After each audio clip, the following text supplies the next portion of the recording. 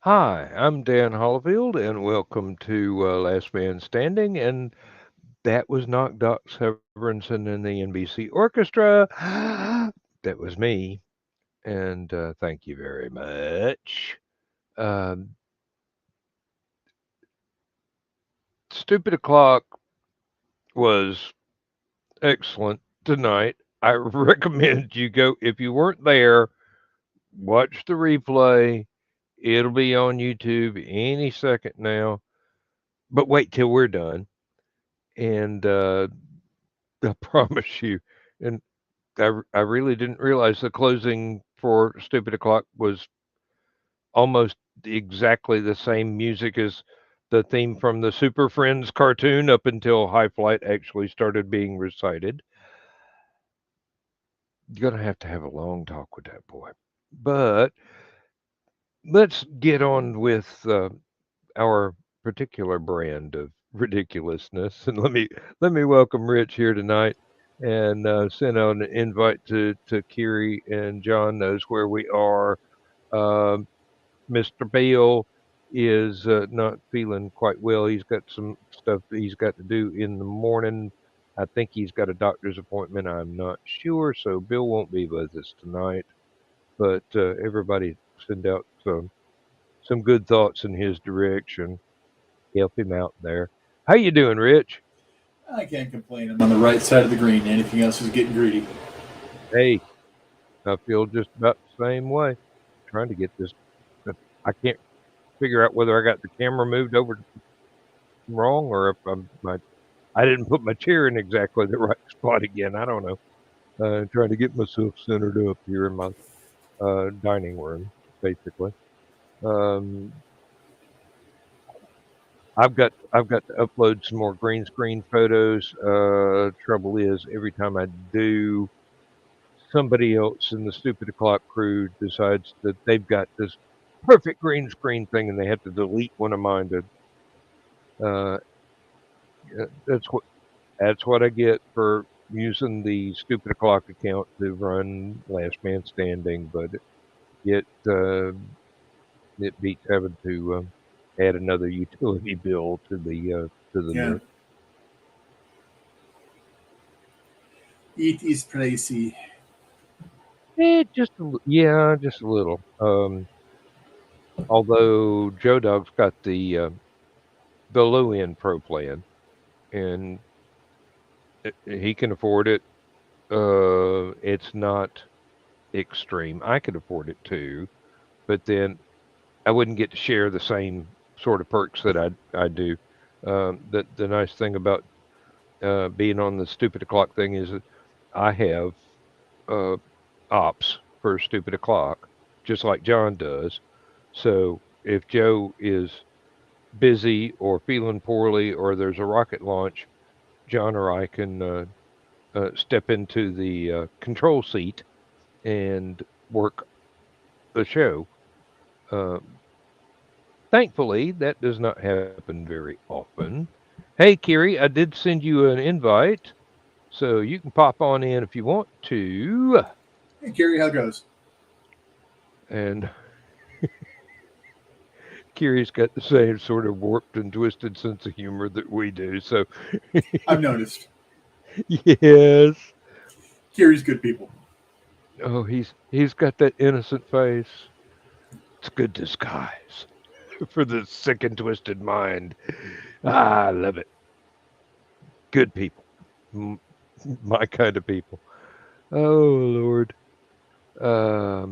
So you may not be able to come to this year's Hallowcon, but you're definitely going to be in the 2023. I'm going to do my damnedest. My year-end bonus um, should be more than enough for me to be able to save up to come down and bring the wife if she wants to come. Um, Mm-hmm. I mean, since it is horror related, I can probably convince her as long as there's werewolf stuff on the track or anything like that, because that is one thing that we actually share a really deep connected love of, oddly enough. Um, in 2010, when the Benicio del Toro and Anthony Hopkins Wolfman came out, that was Mm-hmm. our Halloween date. I wasn't Oh, dragging her to it. I'm like, oh, hey, Wolfman's out. She's like, Halloween date? I'm like, yep. So it's one of those occasions where yes, dear, is exactly the right response. the only problem is with too much horror that's out there. Um, it relies on other things than story and good tension and stuff like that to draw the male audience in. They rely heavily on nudity and stuff like that, and that's just Mm, not my wife's bag. She's got yeah, issues yeah. as far as body image and stuff like that. I think she's I can well understand. a I can great well body, understand. but what do Yeah, I know? my wife doesn't believe she's beautiful either. Um, if it hadn't been for Chattanooga Comic Con being so close to Halloween, seriously would have been able to reconsider my budget. Well, Kiri, you showed up last year briefly, and it was wonderful. And if you get to pull that off again, that'll be fine. If you have to give it a miss, then everybody will understand. Um, Was it your birthday tonight, Kiri? Seems like it. Didn't Well, damn! didn't Happy birthday, man. Yeah, really. Didn't show up on my Facebook birthday list, which is how I usually keep track of birthdays. Um, oh, thank you, thank you. I enjoyed it too. I mean, you just walked up and all of a sudden, hey, yeah, that was absolutely great. That was marvelous. Happy birthday, Dan. No, it is not my birthday. Mine's not till November. We thought it was your birthday. No, no. Let's see. Um, do I? Oh yeah, I do have a calculator here. Let's see. What year is it?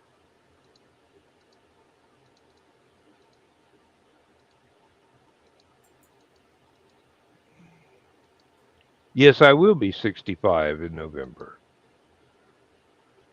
Whew, my, how the time flies. Seems like it's only been 700 years. Yeah, it's since I was in my teens.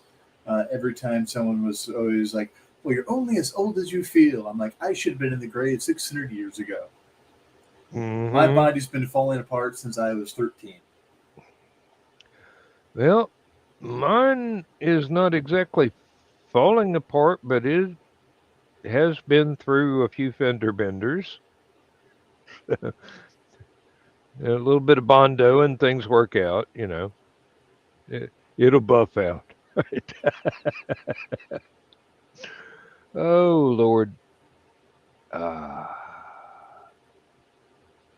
oh, it's his birthday now. Spam happy birthday to Joe Dog. Uh, hmm.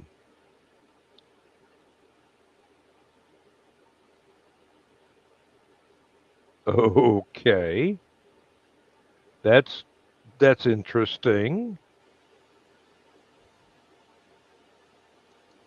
It sounds kind of like you pick a random person and say happy birthday to them, whether it's their birthday or not, and blow up their feed and confuse their family and friends.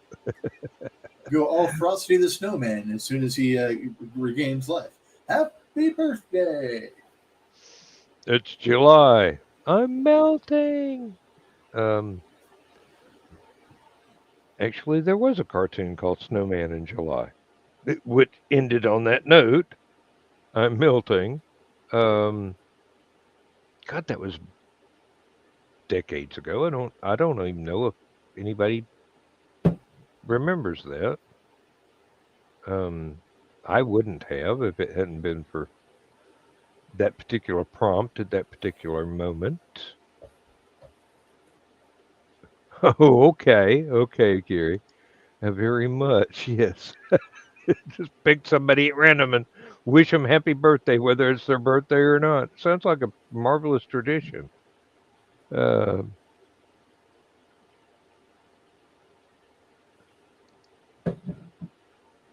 Stream tradition I started a couple of years ago. Just make sure it's someone who isn't sharing a birthday with Gary. Okay. Hmm. Very cruel and torturous tradition. I like that. Yes.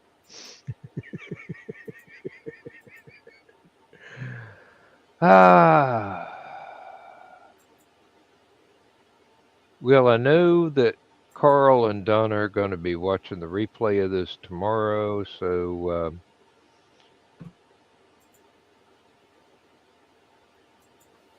what can we say about the green room last night? That won't Uh, get us sued. Um, it definitely was a trip. yeah, there there were a couple of things that I said that when I woke up this morning, I thought to myself, you know, if you'd been sober, you'd have had more damn sense. But thankfully, I wasn't. So I said what I said, and it was not recorded. Thank goodness. Yeah. Uh, can't get away with Uh, that. at least that we know. This is true.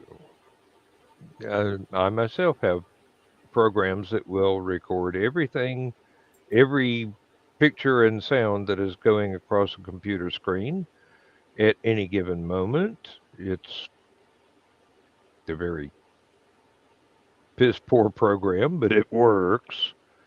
It doesn't have very good audio or video reproduction, but it would be enough to get yourself in trouble.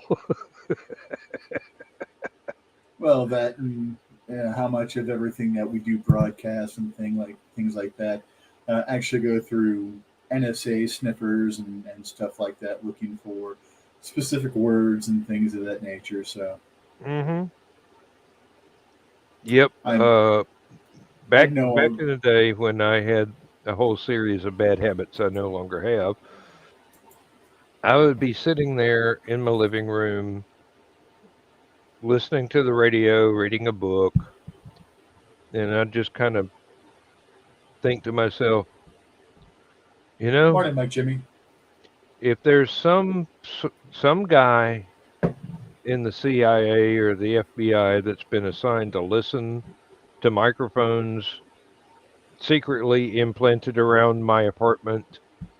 They've got to be the most bored motherfucker on the face of the earth because I could sit there for 6 hours and then laugh at something and turn the page of the book I'm reading. And they wouldn't know that because there weren't cameras, just the microphones. Oh, and For I'd just like to say, George, happy birthday. for 30 some odd years, if there's anything that I feel might have any kind of listening device around me, I'm like, hi, NSA, if you're listening, have a good day. Or I'm like, NSA, if you're listening, that was a joke, that was satire, that was not meant in any way, shape, and or form. I know I'm on watch lists. Just because, well, I mean, writers, of course, we're on watch lists. We Of search course. such weird shit, it's not even funny. Um, it's yeah. I've searched. How many ways can a marine kill somebody with a straw? Um, so I'm I'm wondering if I'm on any no-fly lists because of some of the weird stuff I've searched since the internet began. Um, my dad used to work at Oak Ridge. I'm fairly sure that I'm on a watch list somewhere, just in case Dad took some stuff home from work. I'm pretty sure there's no uranium on the farm, but um, after he passed away, there was a shoebox full of thermite that Mom wanted me to get rid of.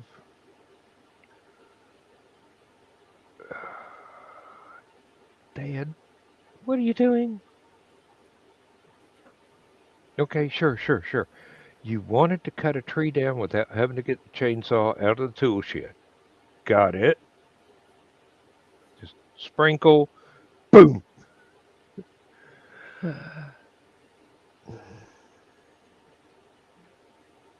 Dad was a playful fellow.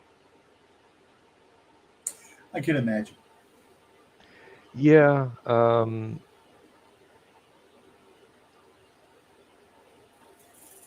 I'm a lot like him. I'm also a lot like my mom. So they're both a whole lot more of them than I am of them. But I hey, I'm a Mike, Jimmy, I'm a scary Good morning. blend of my mom and my dad. Hey, Mike, Jimmy, how's it going? Waking up. Congrats on getting your tablet replacement. Yeah, that took way too long. Oh man. hmm. Finally I can do digital art again. Oh yes. Um, I got myself a light board a couple of months ago so that I could do the drawing for an oil painting that I want to do. So basically, I've got the idea. I'm going to have to take part of two, maybe three photographs Mm-hmm. and get them sized correctly, print them out, and lay them out on the thing, and then trace them so that I can Yeah. do the carbon paper onto a canvas and not have it look like somebody spastic stamped shit on a canvas and then slopped paint all over it. It's been it's probably been 15 or 20 years since I've done an oil painting. Oh well. Yeah, I kind of miss it. Um, but um, it's one of those things where uh, I, mom was an artist. I got a lot of training from her. I went through art classes all through school. My major at college was interior design, but I had to take a lot of other the figure drawing classes and other illustration classes. Uh, I really enjoy just actually picking up a paintbrush and doing something, Hmm? but it's not one of those things that drives me. So Eh, it's more of yeah, a hobby, you know. you don't always have to draw, but you always have to write. Yes, that's one of the things about becoming a writer is that you, when you're not writing, you feel like have you should be. have to be creating in some way, shape, and or form. Yeah. Yes. Thankfully, I can divert myself in any number of different artistic pursuits. Um, I've built furniture. Oh Lord, interior decoration. Yeah. Well, that was hey, that's used my college education right there. Um, Interior design. Yes, indeed. I can throw out a blueprint on how to modify something. Um,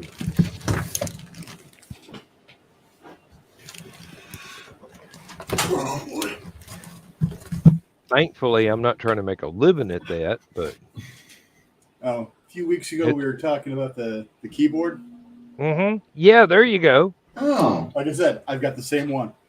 Yep, that's the same one I got. Um, it's pretty handy. It's a little bit better than the KVM switch where you have a normal keyboard, a normal mouse, and a normal monitor, and you just click a button and go between two computers. This thing that Rich and I have, you can go through. You can actually set it up for three different devices. Yep. Oh, wow. Yep, I've got it set up for iPad, the computer I stream on, and my normal desktop computer. Oh, that is nice. Yeah. Yeah. Mine goes to my phone. Mine goes to my tablet, and then the other Bluetooth that it was set up for was my other laptop. Oh, here it is. Um, so yeah, when I'm not writing, I'm forced to doodle Oh yeah. badly. Hmm. Although I'm actually proud of this one. Get on screen. There we go. That one. Yeah. While I was doing my research for uh, the Cryptid Crunch show, Hmm. um, Hmm. it's one of the stories, uh, one of the channels that was doing stories and stuff like that. Uh, just had someone doing drawing like that. I'm like, I really like that. So I followed along. I rewound that story like 15 times to try to capture that. Um, just And because I'm that's like how you learn to draw. that was a real fun design. Now they Hmm. contained it on. They added horns to it to make it a demon, but I'm like, I'm fine with leaving it a goblin. Well, that's the thing. Like, that's how you learn to draw. You take one base thing and you work it around, and in the end of it, it's going to be one thing or another. But the whole point is to do it over and over again, so you start learning what it actually entails to draw it. Like every other skill. Hmm. Carpentry, auto Yeah, repair. Hmm. If you don't do it well, not continuously, but you know. literally using a hammer and nails. Oh yeah. That first nail that you're going to try and slam into a plank is going to be this. Hmm. And you know it. Hey Joe. Hey Joe. Morning, Joe. Yep. Thankfully, hammer and nails and um sawing boards, something I picked up real early. Mm-hmm. It's all fine Uh, motor control, and you got to find the way that your body is going to be able to react with it. Because my hand is going to work differently than Mike's hand, than Dan's Yeah. hand. mhm. So You've got to find the way. As Nick would say, you have to find your fight. Yeah, But in Dad. this case, you're drawing, you're writing, And carpentry. Yep. Dad was astounded that I could bend a nail and still manage to drive that sucker in without having it be all folded up on the top of the board. That is an art form right there. Um, I don't care if it's U-shaped. Let me twist this. I'm gonna get that thing in there because nails are expensive. We had to tear down a whole building to get this one. so, and as you're saying about hands, like, yes, everybody's hand is different, but style comes from the hand. It doesn't come from influence or mental ability to do whatever. But until you can learn that fine motor control, you can't find your style. Exactly. Like, start with what you like to do, whether it's in carpentry. I mean, I came from construction. I was a paver, and literally everything in the Netherlands is brick roads. So even there, sometimes you gotta flatten a piece of road with a plank. Just going by the curve of the road and pulling. That takes very fine motor control, and every single one of the people in my team would have a different way to do it. Even there, you will find your own personal hand doing your style. I believe that's a very good observation, actually. A lot of people would not think of that. They Well, might do it without thinking, but they wouldn't actually stop and go, okay, yeah, I'd do this way. And Joe Bob over here does the same thing, but a different way. But it both works. exactly. The In way to get something done is never wrong as long as the result is right. in writing, so one of the big things that Stephen King has always been big on is if you don't read, you can't write, Yeah. Yeah. and you learn just as much from reading bad things as you do good things because you're like, I don't like the way that was done. I want to avoid that stuff like that, Yeah. and then you still want to read beyond your genre Yes, Mhm. because definitely. you might be a romance writer, but something in Lovecraft just calls to you, and something in there can go ahead and influence what you're writing. Hopefully, it's not hentai tentacle porn, but I mean that would work very much Yeah, well well, with I mean, Hey, Lovecraft. there's a But market for it. there is, Somebody's going to pay there's a for it. market for everything. Yep. I mean, but Yeah, you do learn as much, if not more, from reading outside your preferred genre to write in. And that does not mean that that's not something that you enjoy reading, you, but it's not the thing that you are driven to write. exactly. So if you're writing science fiction, a couple of astronauts on some lonely little asteroid mining something, does not mean that you can't read a James Bond novel without learning something, Hmm. or even Harry Potter or uh, Chronicles of Narnia or something like that. You're still going to pick up stuff Yeah. especially the from things background stuff, outside your the wheelhouse. dialogue, the drama, the pacing, characterization, character building, stuff like that. You can learn stuff from going outside because going outside your genre, you're going to become more critical. You're going to be thinking, you know, outside of the fan view Hmm. of it, where you're going to be looking at it as more of, wow, okay, how is this built? How is this constructed? How do they do this? Hmm. Where if you're reading in your genre, you might be like, "Oh, this is so good. There was a big boom," Hmm. Um, so So it's always good to go outside your comfort zone because going outside your comfort zone, you learn to push your envelope. I am a very big fan of whodunits. Oh yeah.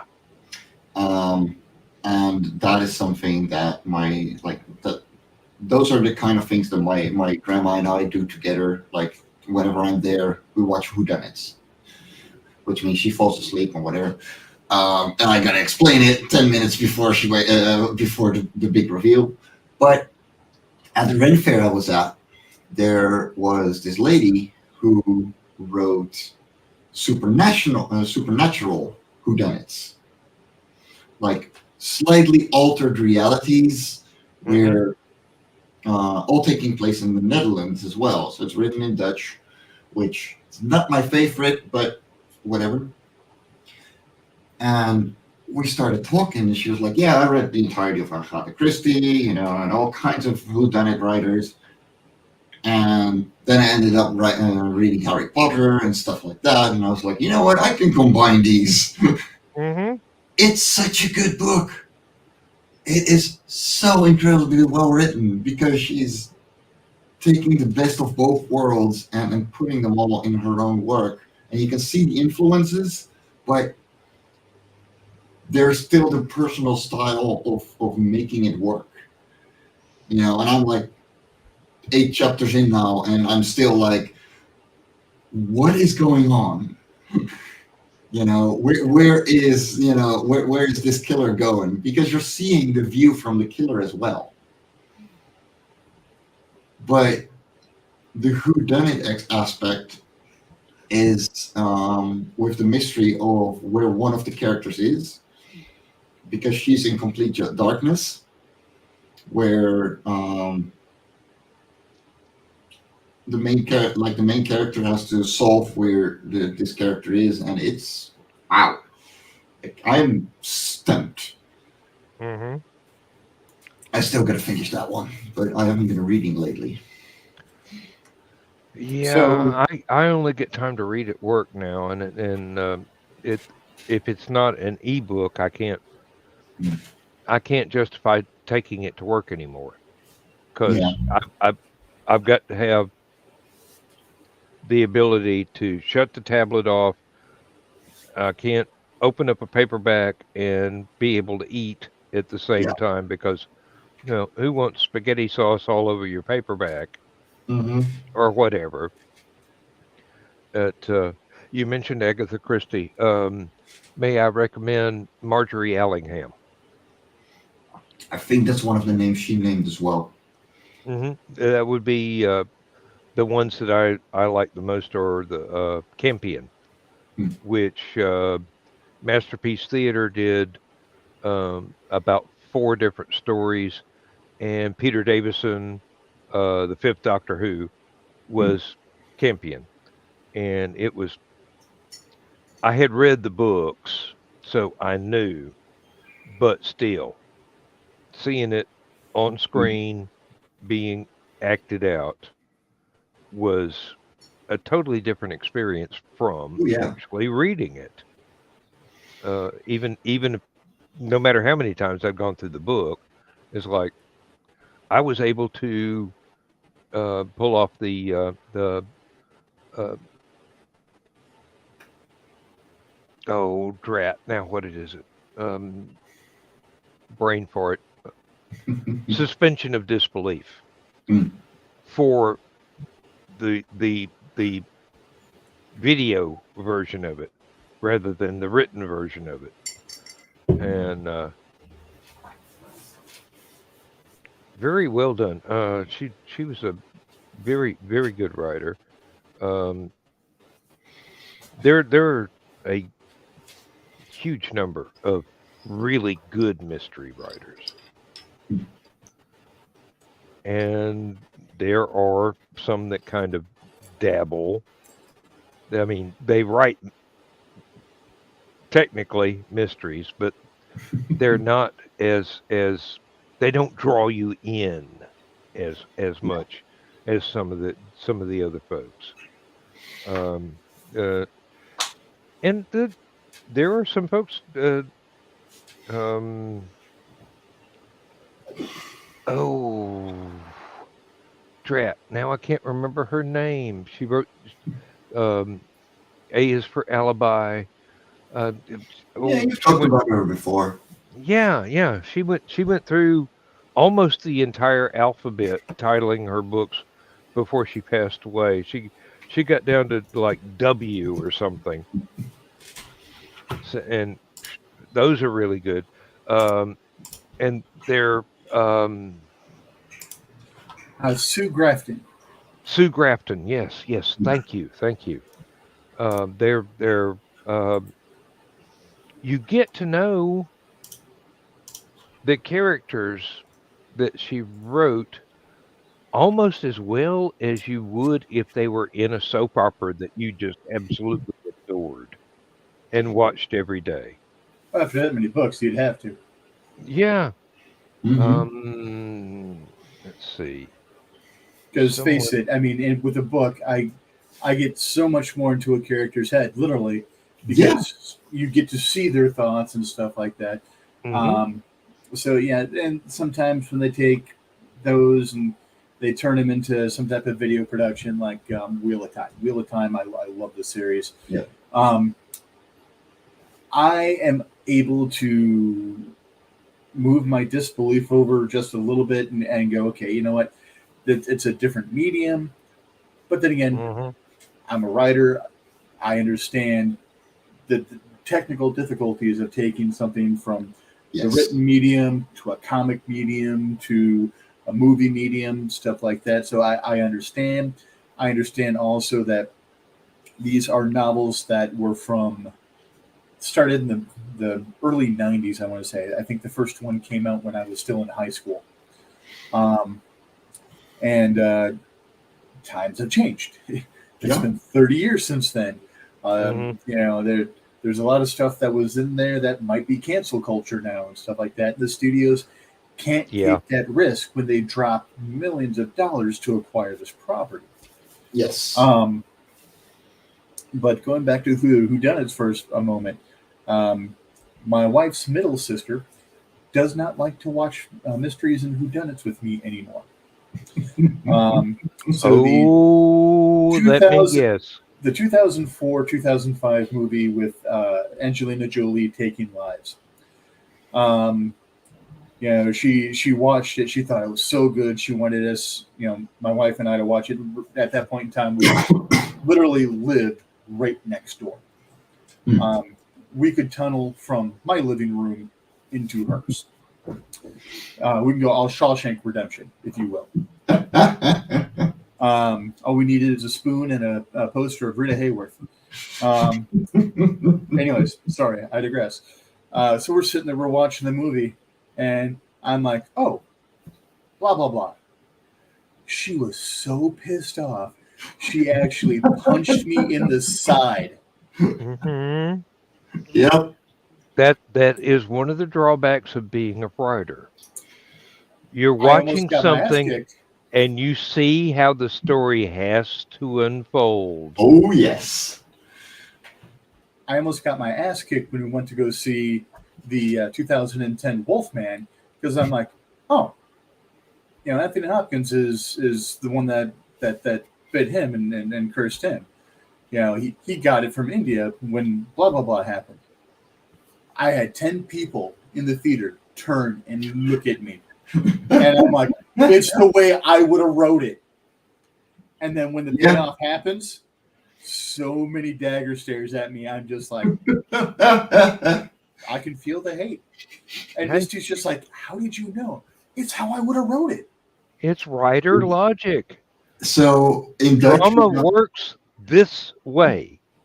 If you write it differently from that, it's no longer drama, it's something else. And I don't know what the name of that would be, but we have a very fun name about um, looking daggers. Um, if ice could kill, you would have had an eye on me. Would it like having an eye on someone means that you're interested in them? Hmm. So I love that one. Yeah, like at some point you're like, it has to be written in a certain way, and if you can't see that pattern for Hmm. yourself, good, because that keeps the suspension going. Yeah. If you can't, don't try and ruin it for others. Yeah. I If don't do it on purpose. No, I know. I'm yeah. exactly the I, same. I tried to whisper it just quietly, and then I can feel some people. I'm just like, no, Oh I have not no. seen it yet. It's opening weekend, and Hmm. then when it happened, I just felt 10 pairs of eyes just suddenly just turn towards me, Hmm. like, how did you? And I'm like, I could have been No. wrong, people. I could have been wrong. Yeah, really. I love it when I'm wrong. Yes. When I'm watching something and go, okay, writer logic says this, and they put a twist in there that makes writer logic go, whoa, that's that's great. That's great. Because not only did they get their intended audience through a plot twist, but they got people that are used to the genre and know the tropes through that same plot twist and go, hey, this is great. They didn't do what was Yeah. tried and true and trite. Um, I once got in a world of trouble. No, twice got in a world of trouble sitting in a theater with my first wife, and I would quote lines from the movie that I had never seen before the characters did. Yep. I I was it was not that the movie was that shallow. It was just that You that could would be feel the where the perfect dialogue's thing going. that would be the perfect way for the dialogue to flow to get this comedic effort effect in this situation. And um, That's one like of them was Jewel of the Nile, when Michael Douglas Jr. is sitting in the plane firing off the machine guns, and all of a sudden runs dry of bullets, and I go, "Run out of quarters, didn't you?" He goes, "Damn, run out of quarters." I got smacked upside the head in the movie theater. Another one was Ferris Bueller's Day Off. At the end, he shows up in the mid credits, which was before mid credit scenes were a thing. I'm going, "You still here?" And he goes, "You still here?" Oh, there was a huge fight about that one. She swore up and down I took some other woman to go see this movie first. okay. When it comes to hero speeches and everything, this is one of my favorite moments. Uh, hold on. Uh, oh, darn it! No, I'm on Firefox. I can't share it. So, darn it! I'm so used to being on Chrome. Like, Yeah.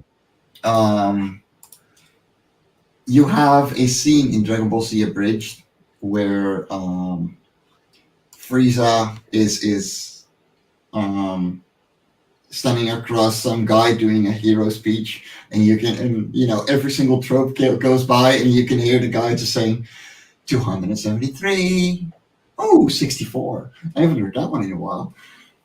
And it's just, going by every single trope. Mhm. Mhm. I heard him so Oh, often, I just started counting them.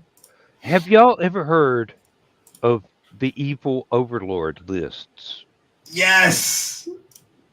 Those are amazing. Rich, if you've never encountered Oh that, look no, them up. I remember them. They are rather old, but they are still accurate. Oh, yes. Uh, Here's how Uh, to write a villain that is not a stereotype. Yes. Here's how to write a hero that isn't a stereotype. Here's how to write the love interest that isn't a stereotype. I mean, those there were like a dozen different categories of that list, Yep. but they went on for days.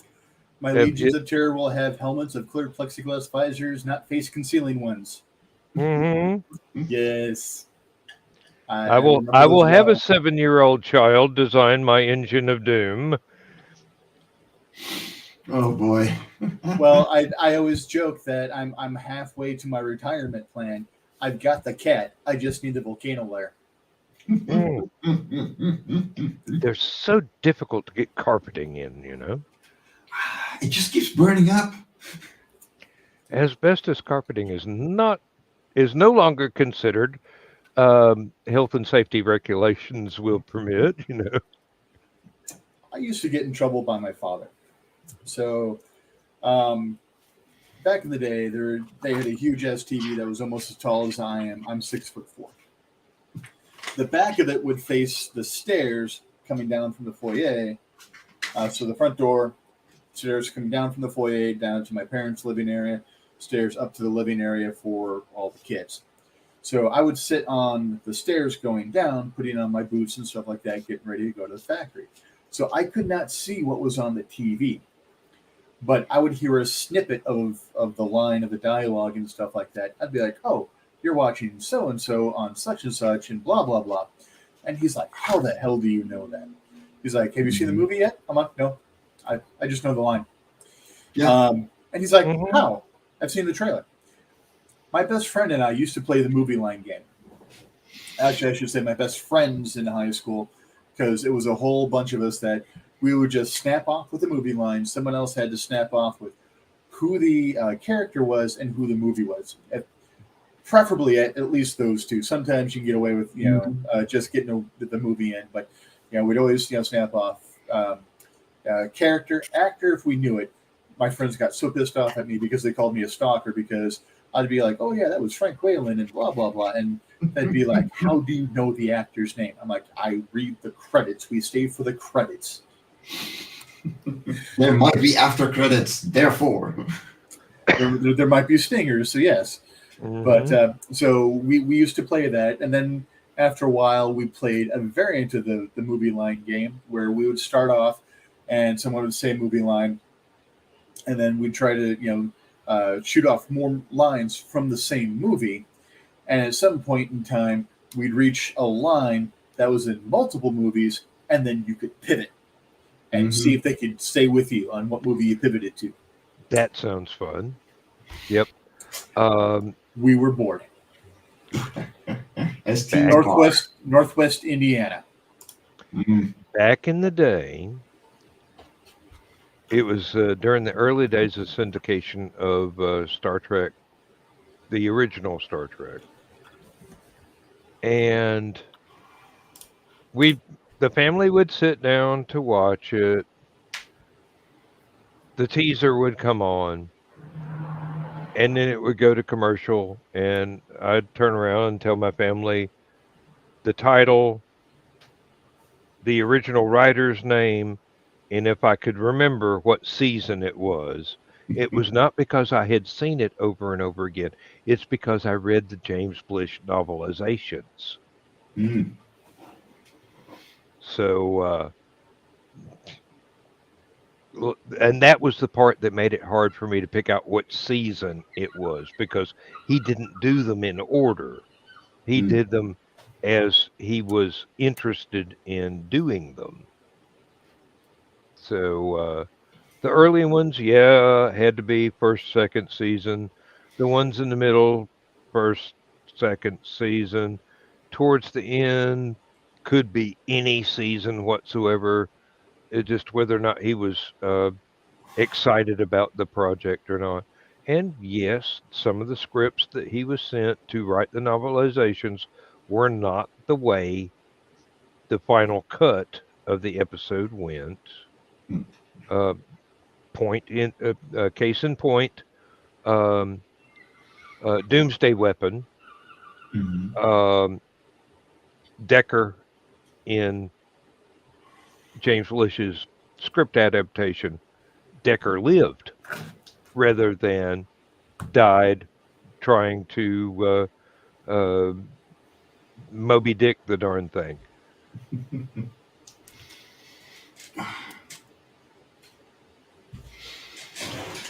I can't say which was a better version of it. I really can't because both had their own pluses and their own minuses. Um, I would say the actual broadcast version felt more complete, more fulfilling that Decker sacrificed himself because of his earlier mistake that got his crew killed, rather than wound up sitting back in the teaser, not the teaser, the closing scenes and going, "Yeah, I made a big mistake. Thank you for helping me correct it." You know, Yeah. it was a little bit weaker ending, and I'm sure, and it's not Blish's fault because he got sent the original draft of the script, not the final draft of the script.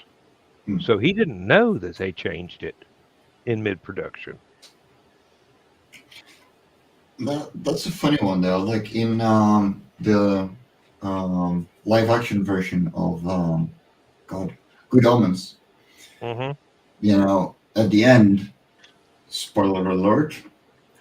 Um, at this point, who cares? But just saying.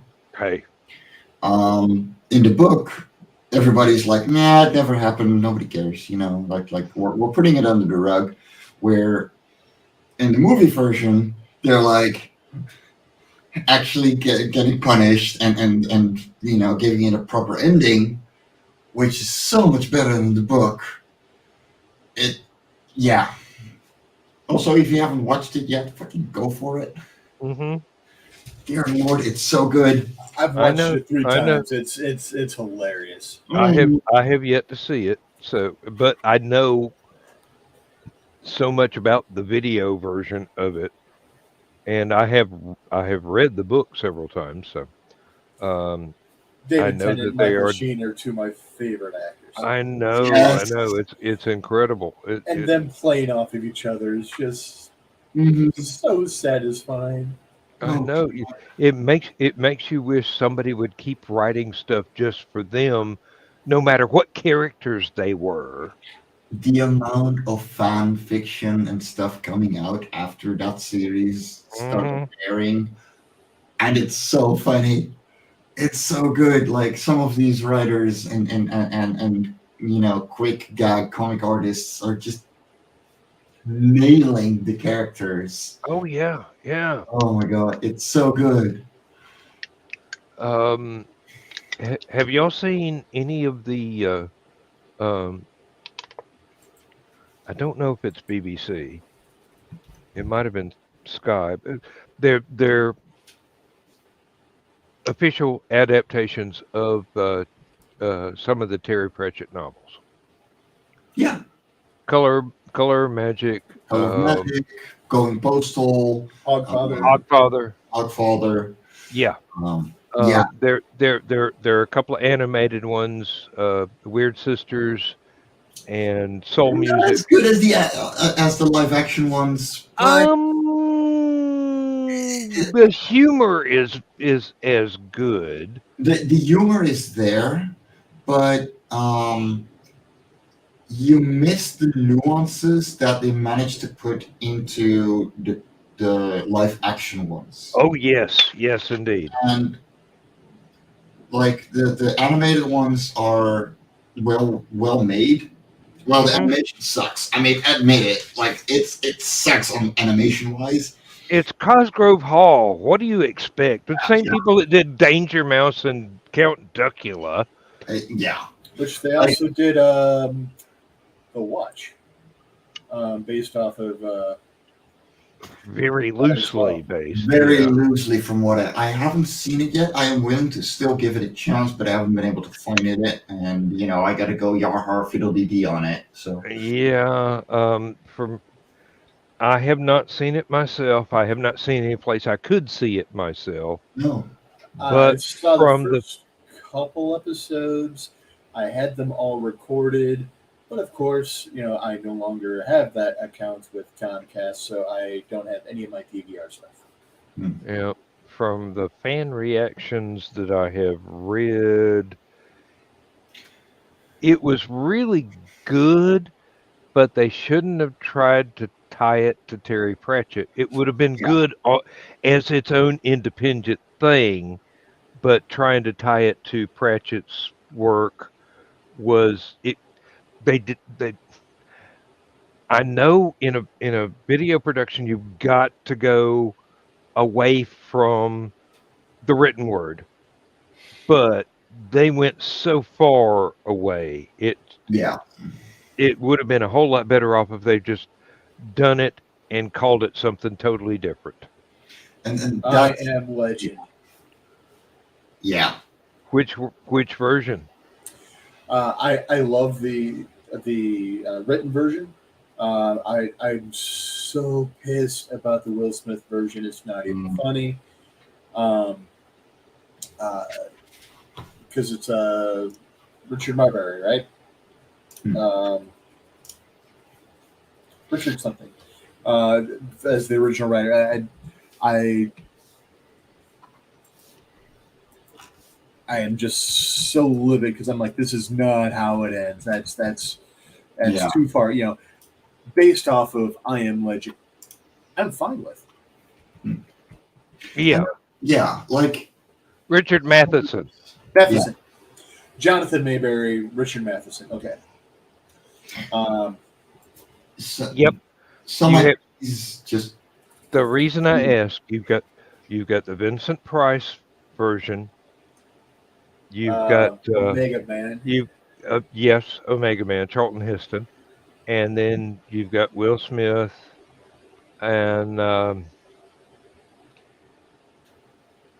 none of them were 100% the story, mm, but somewhere in the amalgamation of all three, you got the entire story. Um, I But the think. Will Smith takes the entire title and just throws it away. Oh yeah, kind of like iRobot. Yeah. Yeah, it's just yeah. it's I Am Legend. The reason he is Legend is he is now the monster under the vampire's bed.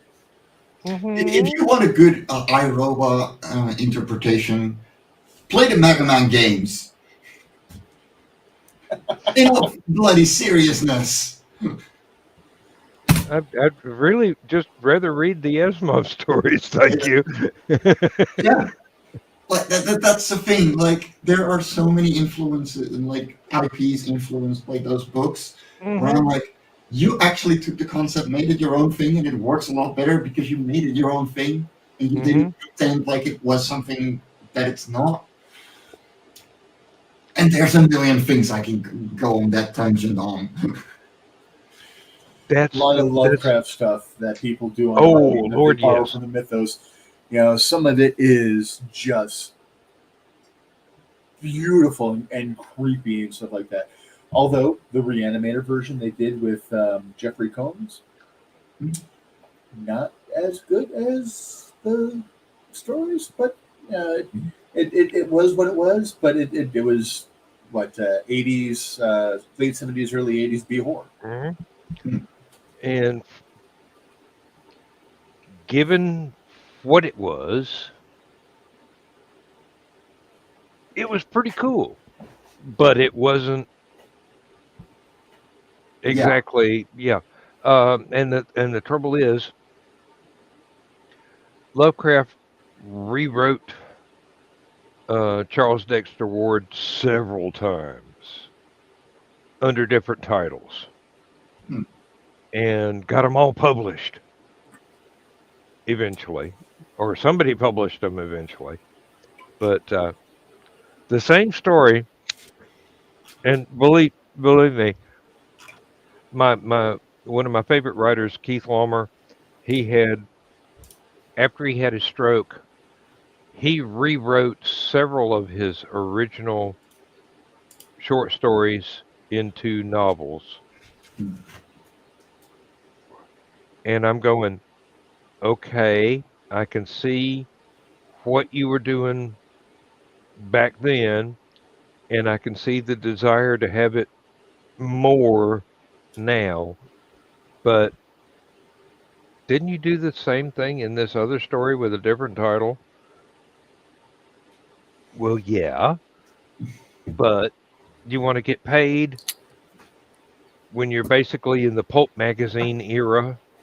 Mm-hmm. You file the serial numbers off, you give it a good coat of paint, you sell it to a different market. Same story. Hell, romance writers do it all the time. Mm-hmm. Um, Same damn plot, same damn characters. Change the costumes, change the historical era. Um, It's no longer a vampire. It's now a werewolf. It's no longer a werewolf. It's now a transvestite mummy. Yeah. hmm um, it's not Civil War, it's not Revolutionary War, and now it's World War I. Okay, Mm-hmm. and instead of being in North Carolina, they're in northern France. Okay, yep, same story, same characters, different names, different costumes, different accents, and Mm-hmm. you. Barbara Cartland, I swear, has written the same book 6 million times, and the only thing that changes is the cover art and the names of the characters. Yep. Wasn't that Daniel Steele's gig too? I wouldn't know. And I'm not saying that to be smug and superior, but I really wouldn't know because even when that was adapted for TV, I didn't pay any attention to it. Um, I know I should read outside my genre, but it gets really difficult for me to read a pot boiler. Um, it's like,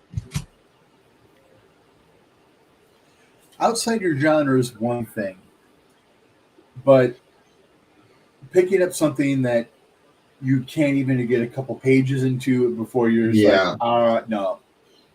hmm Yeah, it's there's actually one of my stories that I was working on uh, 10, 15 years, or more than 10 years ago. I was still on help desk at that point in time. It's the main character was reading a book about, uh, you know, finding your inner psychic powers and blah blah blah, Mm-hmm. and he's just laughing at it and throws it across the room. The main character is a modern day mage. It's like, yeah, the this is bullshit, kind of a thing. So yeah, that hmm you we all have our bullshit levels, and we have to be able to make sure that we can stay within our bullshit levels, because otherwise we're like, I think I'd rather take a bath with this toaster than continue reading this. Yeah, that's plenty of those. Yep. Now I'm one of those people that watch conspiracy theory videos and paranormal and stuff like that for the entertainment value, not because Mm-hmm. I'm willing to buy into the bullshit. And if the narrative goes well, I can see how it would work as a story. But there are those that are just, I can't suspend my disbelief that high. Mm-hmm. I mean, you're talking about on a cotton thread over the fires of hell kind of suspended disbelief. It ain't gonna last long. No. And once it crashes, I'm done. I'm done. The writing may be excellent, But if the logic doesn't work, Yeah. you know, and I feel like I sound like a snob when I'm saying that, but it's not. It's not because I'm used to a certain level of quality writing, and Yeah. when I find something that is sloppy, Hmm. I don't enjoy it enough to want to finish it. Yeah. No, I'm And 100%. there are highly regarded classics that I have tried to read and could not wade all the way through because it was just maybe it was atmospheric or maybe it was some fad at the time, but the logic doesn't hold Hmm. up. The story doesn't work. Uh, and I hate to say that. I really hate to say that. Although the writers I know now, the writers I personally know, have not fallen into that trap.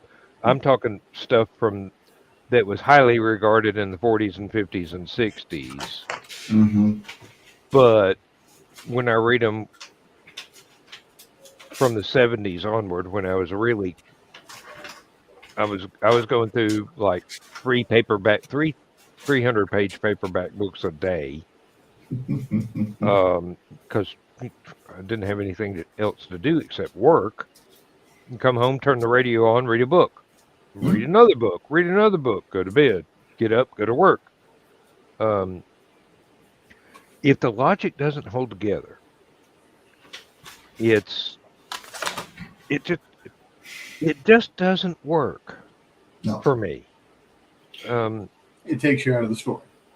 Yeah. exactly. That's exactly it. I'm glad you said that. I was I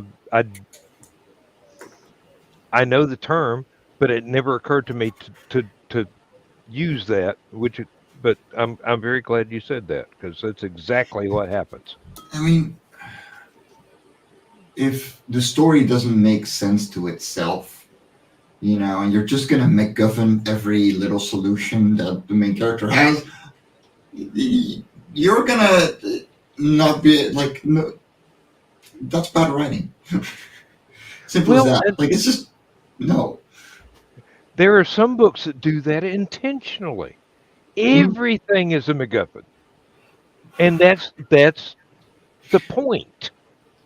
You But know, then you it's if you under if you understand the writer's intent, and It's like Monty Pythoning something. It's yeah, yeah. yeah, you're yeah, trying to make it absurd. yeah. Um, Sheckley did that with 10th Victim, I do believe, and actually, I was astounded to find out that was actually made into a movie. Um, and apparently, it was a very well received movie because nobody knew it was a science fiction novel. Misty would get mad at me sometimes because we'd be watching something, it'd be getting really interesting. I'd be like, "Yeah, this is pretty cool. This is pretty cool. No, I'm done." Hmm. Yep. And she's like, "Why?" I'm like, "Because this, and then this, and then this, and then this, and then this." I'm like, I can't get my head into the story anymore because it's They there's lost only the thread. so much hand wavium you can do before you're Hmm. like, that's not how that works. No, Hmm. exactly. Um, Bob the Builder is forbidden in my household. Thankfully, my children are Hmm. now too old for Bob the Builder. Um, but so anything that makes someone working in IT look like a fucking idiot is not allowed in my household. I work IT. Hmm. Anything that is going to make my children go, "Oh, Dad doesn't know what the hell he's talking about." Nope, not Hmm. allowed. Oh, ain't happening. No. You know. Um, but yeah, my wife will still rib me about it today. She's like, "Can we watch Bob the Builder yet?" I'm like, "Do you want to sign the divorce paper yet?" I'm like, "Bob the Builder is not allowed in my house." I'll let my children watch live satanic rites before I let them watch Bob the Builder. It's and it's all because several episodes were all nice and good and stuff, and then one episode, they're making the IT guy look like an idiot. I'm like, okay, you, the guy building the house, called the IT guy out to fix your problem, but now you're making the IT guy look like an idiot, claiming you can fix the problem. Why didn't you just fix the fucking problem? Really? There's plenty of shows that make me go exactly the same way. Mm-hmm. And actually, the ones that are, if they do that, they better be pretty absurd the entire way through. If they go out of their way to call out somebody for something when you know better, they better be making similar mistakes on everything else that they've done all the way through the plot, so that you can see this is not satire, it's absurdity. Yeah. In the Netherlands, we have a very old stop motion animation series called Neighbor and Neighbor, literally translated. There are two neighbors that, in 10-minute skits, maybe even shorter, have to solve a very mundane task by overcomplicating it, which is hilarious. Okay, so the U.S. government. Yeah, but in a funny way. No. The U.S. government doesn't solve anything. They just make it absurd. No. These guys actually solve something in the end. Like they actually managed to solve it. But for example, one of them made a little greenhouse, and he's like, but the windows at the top need to be able to open. So how do we do that? So they make a bunch of strings. You pull one thing and it starts rolling, and like a domino effect. The Rube Goldberg device, yes. Yeah, and then, for example, the bowling ball that they use drops off and breaks one of the windows, so now they got to break the window. So now they got to fix the window, and in order to fix the window, like they're not going to buy a new bloody window. They're going to do something completely stupid with duct tape and a piece of plywood and stuff like that. It's hilarious. Buurman and Buurman, I'll like, seriously, even if you don't speak Dutch, it's hilarious. Just watching, yeah. There are several things that I grew up with that the accents. I mean, it was English, but the accents were beyond me. Now my wife, I was sitting and watching some kind of Britcom with my wife, and she's trying to translate from some really thick accent that I shouldn't understand, but I do because I've watched Monty Python, and she hates Monty Python, so she would not get that they explained how that accent worked, and I can understand it perfectly, but I couldn't repeat it because my brain cannot reproduce those sounds with my mouth. When we're watching any type of British TV and stuff like that, Misty's getting better on picking up on certain things, but they would say something, and she'd be like, "The what?" The left means elevator. The bin, the garbage can, honey. Yeah. What's wrong with just walking around in your pants? Pants means underwear, honey. Trousers means pants. Mm-hmm. Yep. Yep. What are bollocks? You don't want to know. You don't want to know. What are dogs' bollocks? You really don't want to know. Red Rocket. You're welcome. I'll get you for that. We were just talking about rockets earlier. If I get a Yeah, rocket, There you really. go. I don't think his version is the solid fuel though, although it might be. Let's not go into that discussion. Yeah, this isn't the green room, although we probably get more viewers. For sure. well, if it's powered by a certain little blue pill, then technically it would be a solid fuel rocket. Oh. Ah. This show is brought to I'm you. going to hell for that. No, Who am I kidding? I'm going to hell for other stuff. you. That's just icing on the cake. The slow boat to Valhalla. Yes. I cannot wait till Michaela gets time to start writing that. Did you see the parody of Jimmy Buffett's Slow Boat to China I did for Winged Horse to Valhalla? Oh no, Oh I boy. didn't. I've Uh, got to find that, and I'll repost that somewhere where you guys have access to it.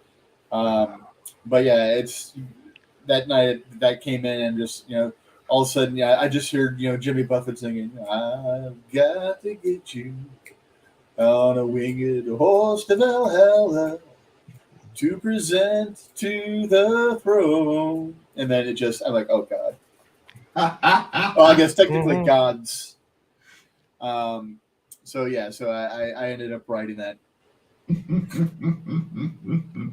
Rich, you didn't actually try and explain Norse gods to a guy that lives in Holland.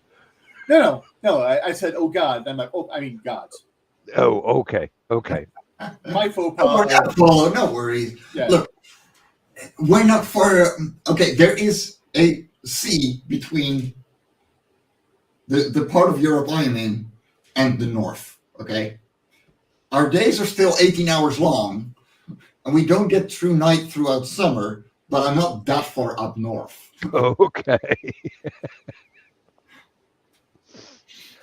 Oh, no, one of my writers for the Spaceport Bar stuff online was Norwegian. Hmm. Now that is north. Yes, very north, and it was very interesting working with them. There was he decided he was going to write a story that was partly set in the special room in the bar that I had made up for um,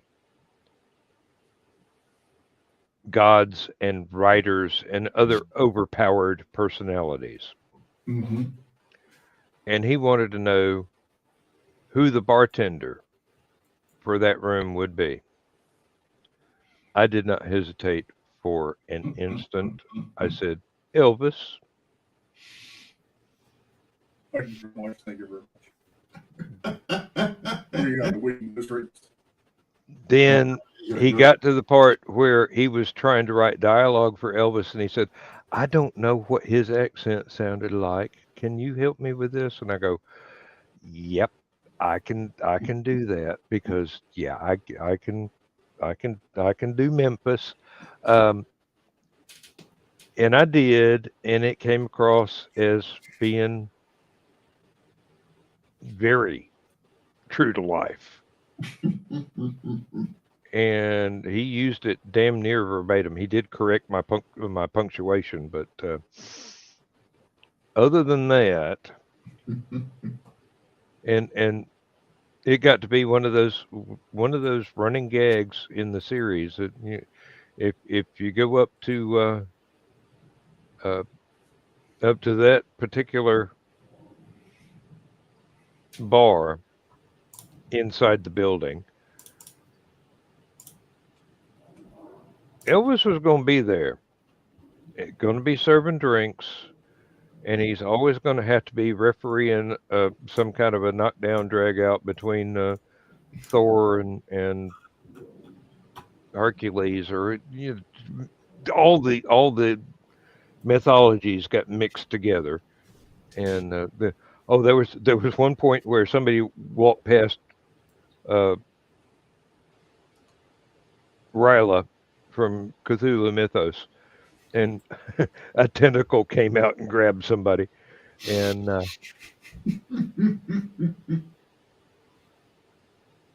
thankfully, Luke Skywalker was there with his lightsaber. Hey, don't go near there again. Oh boy. No, no, no. That's one of the things about the Spaceport Bar. It's very, very um, cultural reference heavy.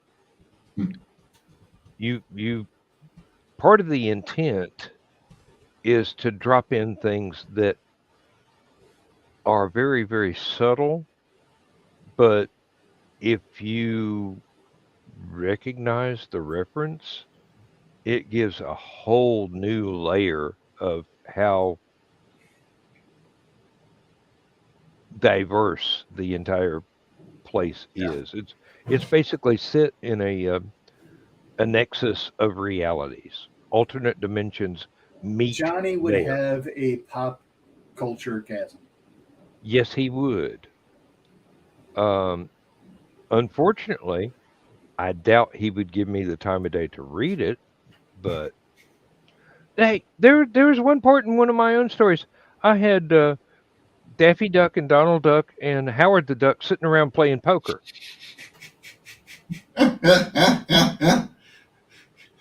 Well, you can and one of I them. I did not name a single one of them. I just described them.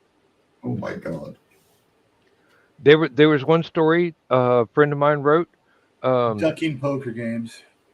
there was one story a friend of mine wrote that had a couple of people from Blake Seven arguing with a couple of people from Doctor Who.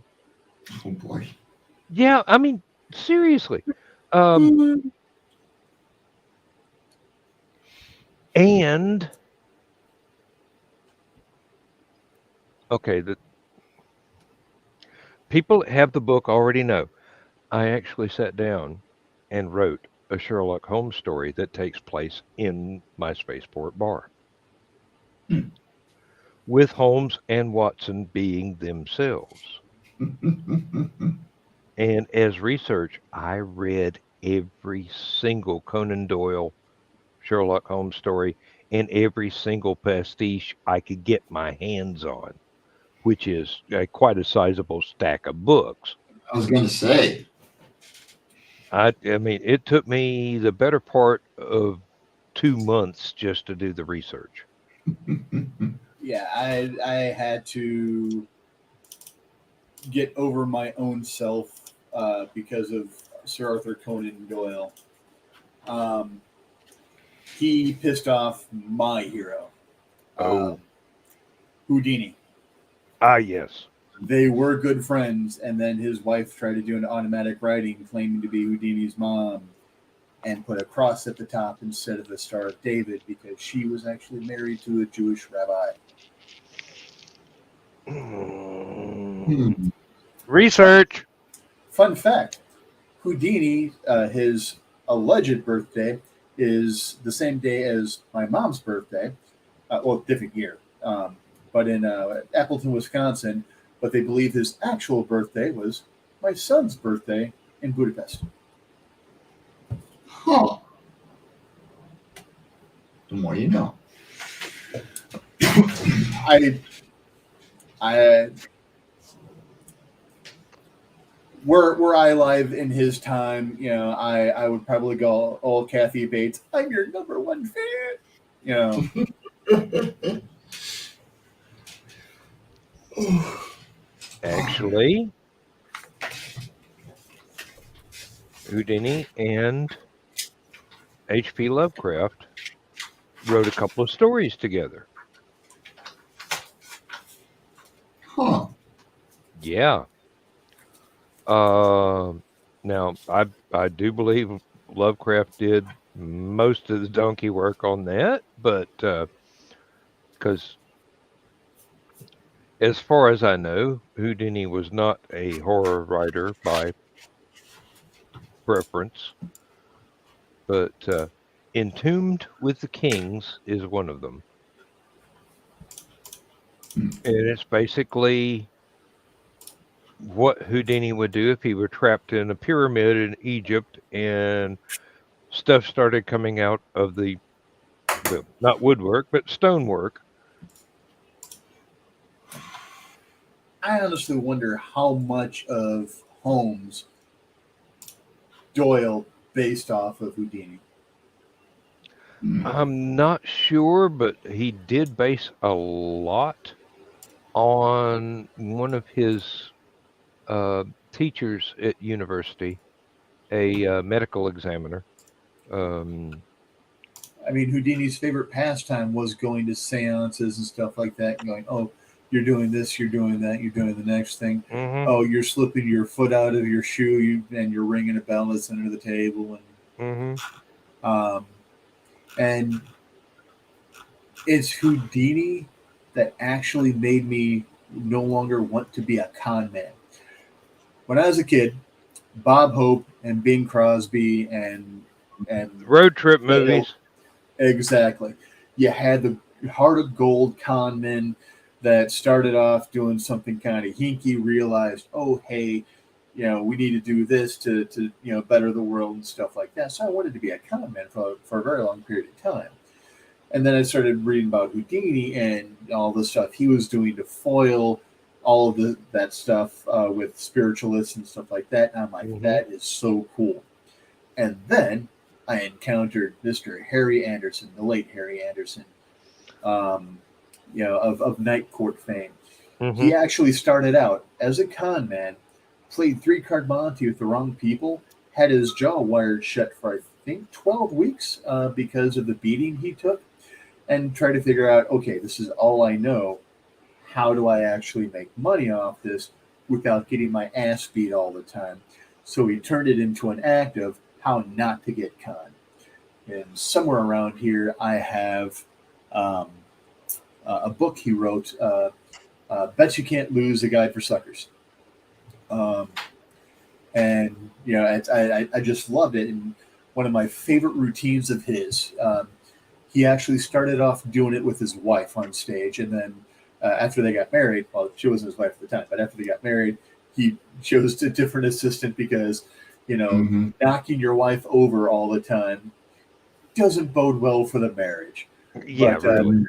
he'd get in the straitjacket and then have them tied up with rope to a chair, and he'd be goofing around, pretending he's trying to get out. He's not, succeeding very well. And then as soon as they get, a decent way free, he just runs over and body checks him so the chair just topples over. First time I saw that, um, it was on Saturday Night Live. It was a replay of it from many, many years ago, but it was on Comedy Central. I laughed so hard I wet myself. Okay, fun fact. Were you aware that he actually won the role in Night Court in a comedy competition? I thought he won it his role on Cheers, and from Cheers they loved him so much that it blossomed into Night Court. Nope, nope. There was a competition, and the winner was going to get to star in a brand new show that nobody knew anything about. Harry won it, and the runner-up, second place finalist, was a guest on Night Court, the ventriloquist, the guy that came in front of Harry and was talking without moving his lips the entire time he was up in front of the judge. Because I got to see the competition, I got to see the winner and the runner up, and then a couple of years later, Night Court came out, and they gave flat out during the comedy competition, whoever wins gets to star in some show we're going to make up. It was It's very meta. Yeah, his role on Cheers was actually his con-man persona, Harry the Hat. Huh.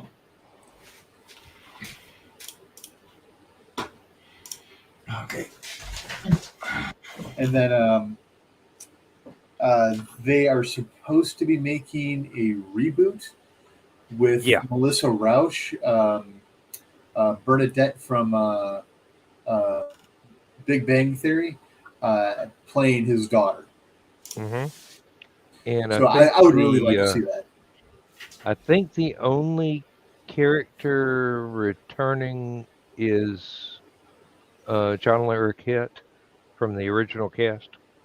I could be wrong. There could be one or two more, but most of the rest of them aren't with us anymore. Yeah.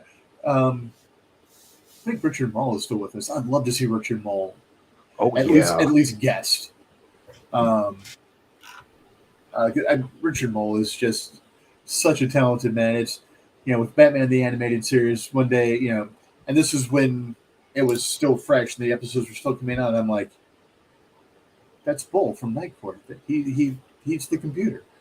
Um, and my friends are like, no, no, no, and then credits. Sure enough, Richard Mole. Hmm. Have you ever seen Mighty Max cartoons? Sounds familiar. Is that the one with the kid with the red baseball cap? Yep. Okay. Richard Uh, Mole was Norman, the barbarian protector of Mighty Max. okay. I can see it. Yeah, Um, he he's was the one of the few times he didn't have to wear an eye patch one of and wasn't. the worst immortals on Highlander the series. Yep. No, he always joked that most of his acting roles he was playing a one-eyed mutant, and he really hated that. But it paid the bills, so you know that. No, the Tim Curry is one of the major villains in that cartoon series. Tim Curry Uh, was the major villain in a lot of cartoon series. yeah, yeah. For Pirates good of reason. Darkwater as well. He just has that He got the excellent voice. just and then also in Fern Gully, Hexus. Um, he was the villain. He was the voice of Hexus, and he just has that And, sultry, that slick, that Mm-hmm. and it's just smooth talking, and then can just get just very creepy, threatening. In fact, actually, Tim Curry's voice is responsible for one of the scariest moments of my entire life. Dan, I think you've heard the story. I don't know if you've heard the story, Mike Jimmy. So, um, living at my parents' house, I was working midnights in a factory. Came home sick one night and came upstairs without the lights on because I grew up in that house. I Yeah. knew all the steps. I didn't have to have the light on. Turn the TV on to pass the time until I could go to sleep because you don't want to break the cycle. Mm-hmm. Well, the sound came up on the TV before the picture did. I was walking down through the front room to the living room, or sorry, from the living room down the hallway to go to the bathroom, and then all of a sudden I hear beep beep, Richie. Yep. And I came home because I was having stomach issues. So after I cleaned the carpet, um, and just after that happened, all of a sudden the glow of the TV comes up, and I'm like, oh, thank God, it's it. But it was from the movie It. Um, Another interesting, scary moment. Years later, actually, no, I take it back. It was a couple years earlier. So the same TV setup I was talking about downstairs, the sound came up through the speaker systems a lot sooner than it did for the TV, just like it did upstairs. So my sister brought me home from a doctor's appointment. I was having severe migraines. I couldn't see far enough to drive. I could barely see far enough to walk. People thought I was drunk. I wasn't. I wish I were. But anyways, so we turn on the TV. We're sitting there talking for a couple moments, and all of a sudden we hear, "Hey, Richard." I'm looking around like, "Who the fuck's in the house besides us? We're the only two home. What the fuck's going on?" Fat guy in a little coat. It was winter. I was in the middle of taking off my coat, and I'm like, "Who the fuck is in here?" I had not seen Tommy Boy yet. So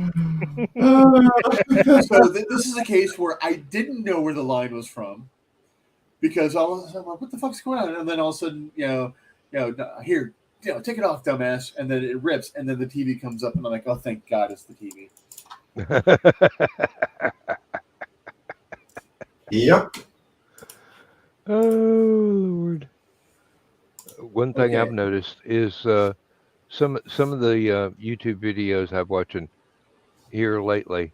Um, some of the presenters are actually named Dan, and I go scroll through the comments and I'm going, well, yeah, I haven't said anything yet. Why are you complimenting me?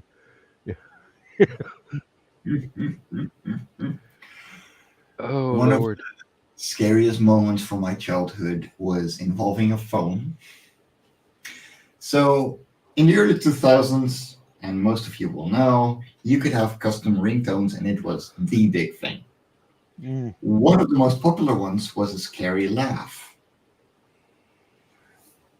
I think it was actually, a Tim Curry laugh. Anyway, my mom was out to do groceries. She forgot her phone in her coat. She didn't bring her coat. It was a nice day. My sister and I tried to call my mom. We were in the living room. You had a tiny hallway to the front door. The door was closed. And somewhere in there, we heard, the stereotypical loud. Exactly. I think I was 10. My sister must have been 12. So we were looking at each other like, what the fuck? And my mom was picking up. The phone is ringing. We're like, what's going on? Took us like 10 times to realize my mom forgot her bloody phone. We were stupid kids. I fully admit that. Because we had heard that ringtone over like 1,000 times at that point, but we just. But when you're not expecting the phone to be there, Mm. Mom's not home. What is that? As a joke, I set my wife's ringtone to flatulence and forgot. I called her while she was in church, Oh my god. thinking she had silenced her phone or turned her phone off. So suddenly, from her back pocket, you just heard just some really nasty flatulence going off, like Joe Dog has some really bad Taco Bell. And oh Lord, Oh Lord. yeah, I had a I bet discussion. you have yet to hear the end of that. Thankfully, no, she's forgotten about that. Um, Oh one yeah. one good side effect of the wife being epileptic is the holes in the memory. Oh, okay. I can relate. So, but yeah, it's that's short term is kind of really short sometimes. Um, so it's my wife will be like, "Really? I didn't know that." I'm like, "Yeah, we've talked about this when we watched the episode last time, honey." She's like, "Oh Yeah. my god, I'm so stupid." I'm like, "No, you've got a medical condition that causes issues. As you can see, I'm so upset." Yeah. Like I can 100% relate. I'll be right back. I mean, I'm an epileptic too. Don't have actual epileptic attacks. I lose power in my legs. She But you has a didn't. lot of absence seizures. Yeah. Yeah, my whenever I drink or whatever, I don't, get severe epilepsy. It's just, there's like daggers going through my leg, which is awful, but I can't get off the stuff. So if I don't buy anything, I don't drink. But I got this beer like 3 weeks ago, and I only drank one yesterday. So Um, but I only realized after, maybe a year before my grandpa died, they realized like, oh, the pain in your legs is epilepsy. Ah, well, that explains a lot. So I can completely relate on just being like, oh, we did that and that the entire day last week, and I'm like, wasn't I home? you know, Pretty sure I did this and this. I'm like, no, that was the day after. You just completely miss a day because you were gone. Yeah, we've had some conversations where I'll say a fact, and she's like, "Wow, where did you learn that from?" You. You, honey. Yeah. We had this conversation, and you taught me that, and you looked that up, and so, but I'm a prankster. I can't help it. It's in my DNA. One of my mother's mother, my maternal grandmother, was looked like a sweet, kindly, innocent old lady. She could curse to make an Irish sailor blush. And then she just had a wicked sense of humor. And one of the best lessons she ever gave me, in fact, the two best lessons in my life, my grandmother gave me.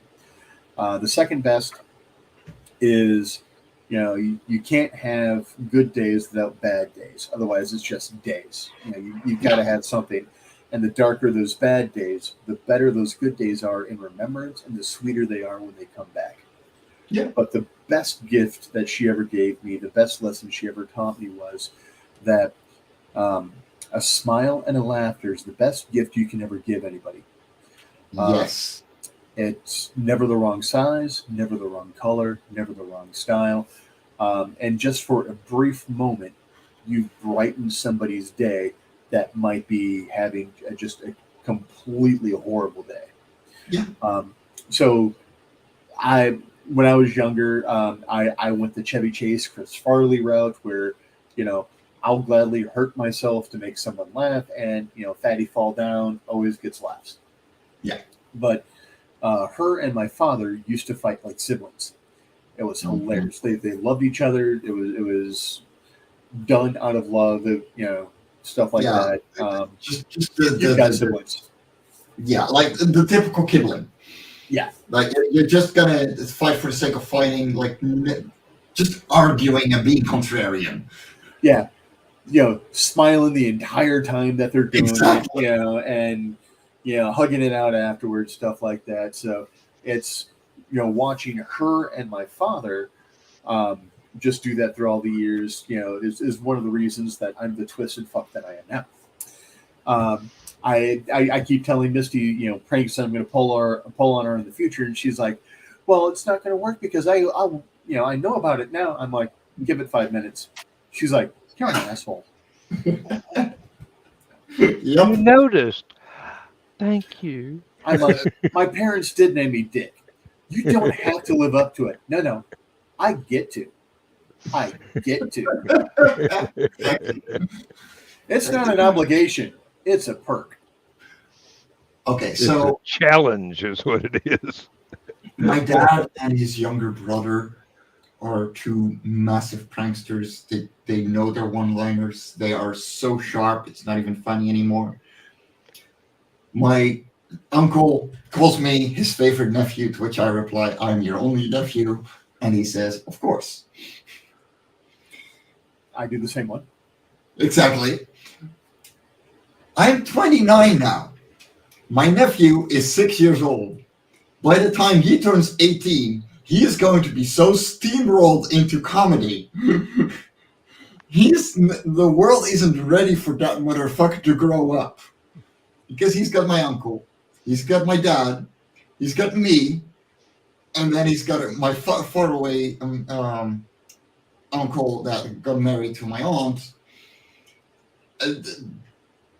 This kid is going to be the epitome of laughter to any party that he joins because, oh my God, we are too sharp for this world. So my Yeah. brother-in-law is one of my best friends.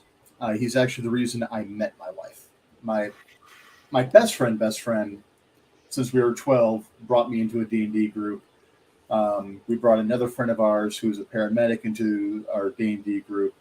The friend brought his partner from the Rigs, who's now my brother-in-law, who brought his wife, who brought her sister, who I ended up marrying. Mike and I, my brother-in-law's name is Mike as well. Mike and I are so alike as far as our humor goes, and we're just sick and twisted and just so off kilter. It's not even funny that our wives grew up very Baptist, and at times they're just like, I can't believe you guys. I'm Misty, you've been married to me for 18 years. How long have you known Mike? You're going to be used to this stuff. You need to get used to this stuff. Mm-hmm. So, It's one of the really weird things about my family. If you get my brother and my sister and I together, it's like one really long stand-up routine where yeah. we're bouncing off of each other. We're heterodyning off of each other, and one of us will say something, the other will try and top it, and the third one will try and top that, and it all starts all over again, only Mhm. not in any specific order, and usually um, it winds up being family occasions when there are witnesses. And I don't know. Well, I'm sure that our cousins and the surviving aunt and uncle in the family are used to it by now and kind of enjoy it. But at one time, it was like, "Are y'all on drugs? I Yeah. mean, seriously? No, we're just freaking absurd. And y'all made us that way, so don't guilt us. We got it from you." Uh, My mother's favorite term for my father and I when we were starting to, as my mother would say, show our asses was rich turd. So um, that is one that Misty picks up on every once in a great while. She'll do that callback. Um, I know exactly how far I've crossed the line because the other thing that she's picked up from my mother was how much of my name gets used. Um, as a junior, mm, if I hear Richard, I freeze in my tracks and I'm like, "Is Dad around?" Nope. Okay, it's me. But if Dad's around, it's like, "What'd you do?" I'm not admitting to anything. What'd you do? I didn't admit to anything either. You think I'm stupid? And we'd have to sit there and wait for Richard David Asplin. And of course, Mom had the Irish temper, so every time she had to start over, it was just getting worse and worse and worse. Mhm. But again, Mom had the Irish temper, so if she was pissed, but not pissed specifically at you, you didn't go anywhere near her. Mhm. I wish I was making this part up. She did not mean to teach the animals this, but she ended up training the animals that if she said Richard, it was their cue to slowly get up and slowly walk out of the room, slow enough not to draw her attention, so that because otherwise mom would start yelling at them. But yeah, so we'd have to wait for Richard David Asplin, senior or junior, and whoever wasn't in trouble would be like sucker and run, while the person that's in trouble just marches on in. My sister's locked out. Sheila, Brenda, their names don't shorten. Yep. Mom calls that, they come first time. Now, granted, Dad and I had the luxury of knowing, when Mom was in a good mood, because, I'd be Rich or Richie, Dad would be Dick, and, that's the end of it. And it's like, oh, okay, Mom's in a good mood. Let's go check. But as soon as it was Richard, it's like, and to this day, if I hear Richard, I'm like, what did I mess up? What did I do this time? Yep. So the sister-in-law that introduced me to my wife tries to Richard David me a lot. Mm-hmm. And I just look at her, I'm like, you have absolutely no power over me. Those words coming from your lips doesn't mean a goddamn thing. And then I'll point to my wife, I'm like, she knows where I sleep, and she knows where the frying pans are. Another lesson she's taken from my mother. My mother's like, if he ever raises his hand to you, he's got to sleep sometime. You know where the frying pans are. So if I ever go missing, and Misty now has a new set of cookware, just saying. And I have 3 moms. A fresh roll of duct tape and a new taser. I have 3 moms. That's babysitting. Like, I got my maternal mom, I got my stepmom, who is a sweetheart and lovely lady, and then technically there's the 3rd mom. Her youngest is the same, like literally the same age as me. Born on the same day, same hair color, same height, whole different face structure, but we met on Castlefest, Renaissance Fair here in the Netherlands. We met through me talking English, her looking over, seeing a tall guy going, I need some American help here. To which I replied, we speak Dutch. Well, still, I need the help. She has a whistle that will go for miles. Literally everyone in my friend group and their mother will know when we hear that whistle, it's either her or we keep watching for 5 minutes looking for purple hair. She is the only person in my life, not even my mother's, use Mike Jimmy De Bruin. But if I hear that, I run. I was 22 when I met her. She has more control over me than my own mother.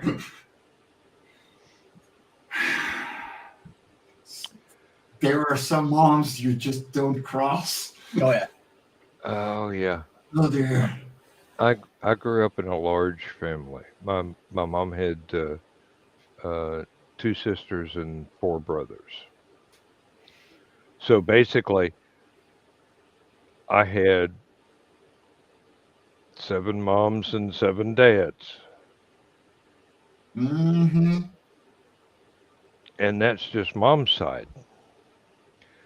Dad was an only child, but I had great aunts and great uncles and older cousins who were old enough to be surrogate mothers or fathers. So I wound up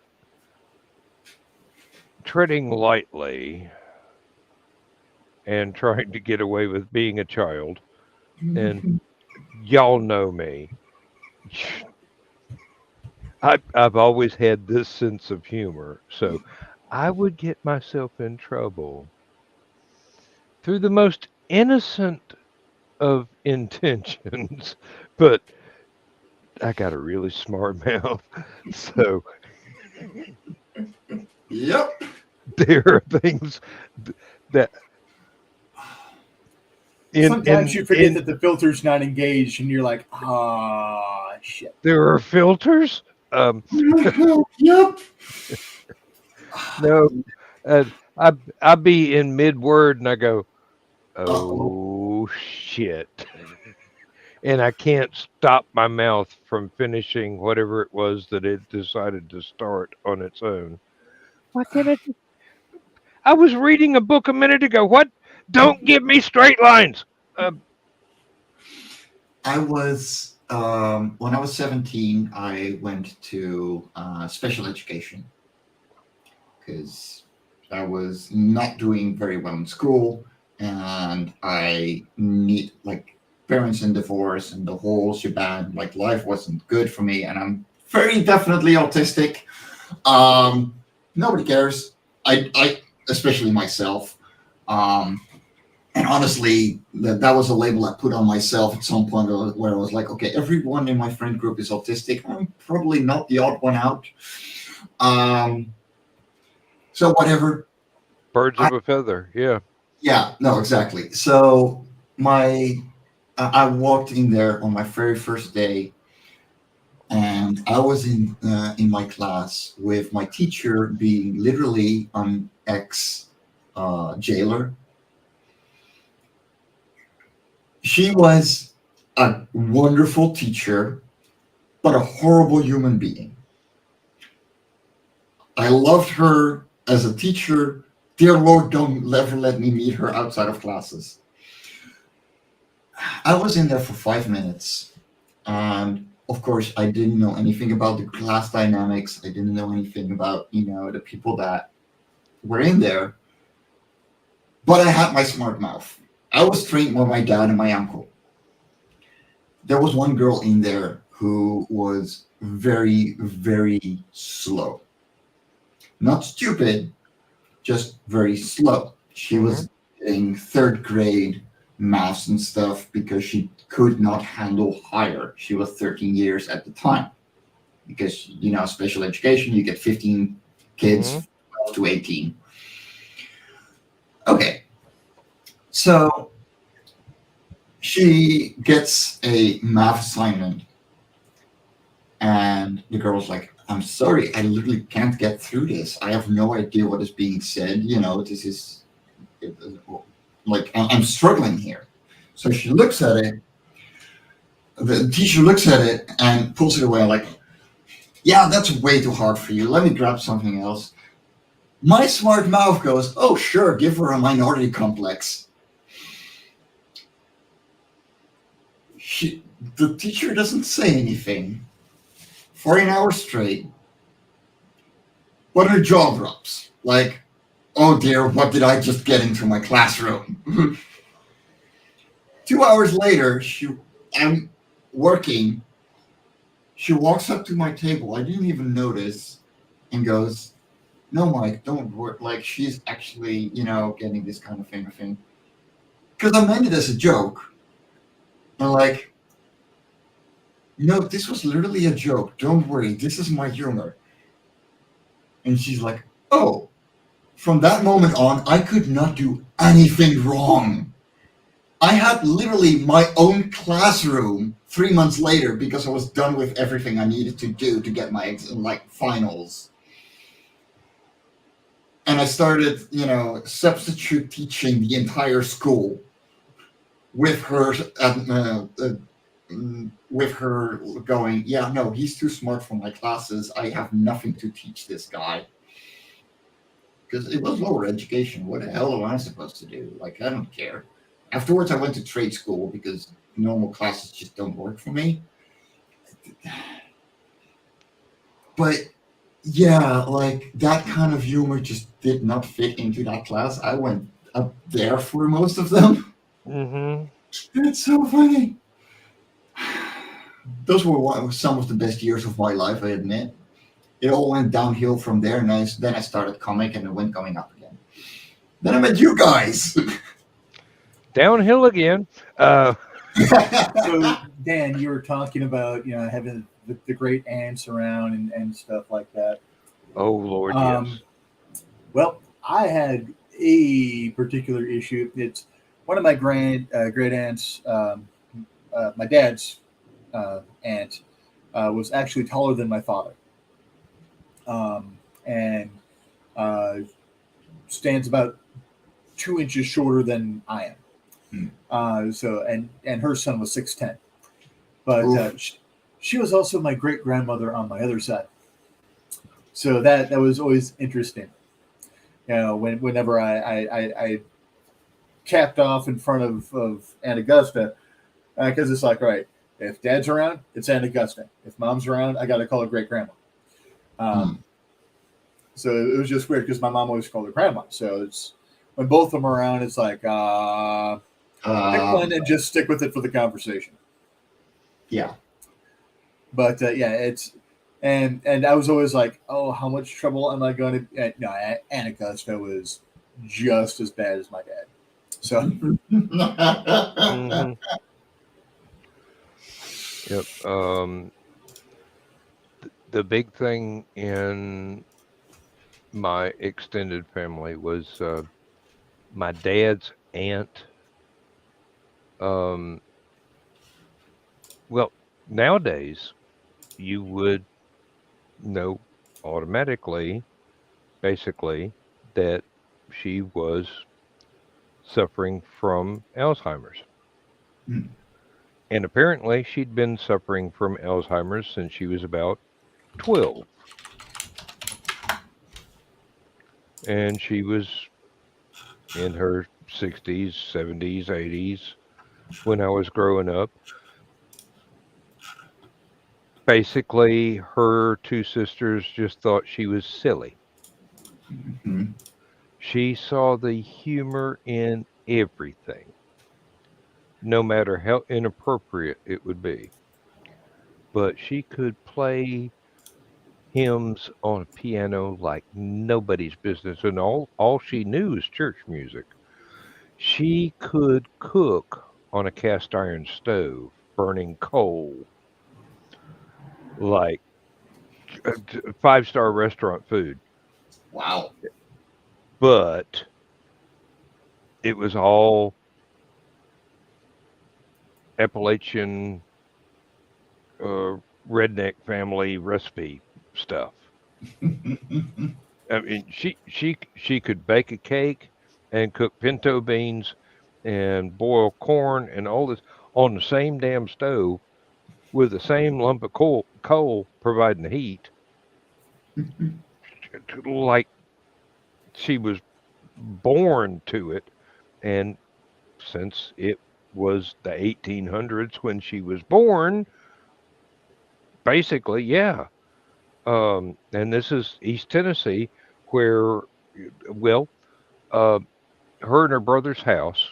She never married. Her brother took care of her for all their life. Uh, when electricity became a thing, they just hung drop cords from the ceiling and had light bulbs hanging down, pull chain, you know. Um, but across the street at my grandmother's house, electricity, cold water, inside plumbing, no bathroom until I graduated high school, and we built her one inside, outhouse out in the back. One of my childhood chores, whenever we went to visit, I had to take the chamber pot to the outhouse, dump it in, bring it back, rinse it out at the spigot outside, clean that sucker up so it was presentable to bring back in. Um, the other aunt lived across the street and like one driveway down. It's close knit families, sort of Yeah. thing. Um, Now my mom's side of the family, people spread out all over everywhere, but weekends came home. It's like a family reunion every weekend. Um, you go from dad's side of the family to mom's side of the family. I won't say that it was a whole lot different, but because mom's side of the family was so much bigger, Mm. There were extra dynamics in there, Yeah. and um,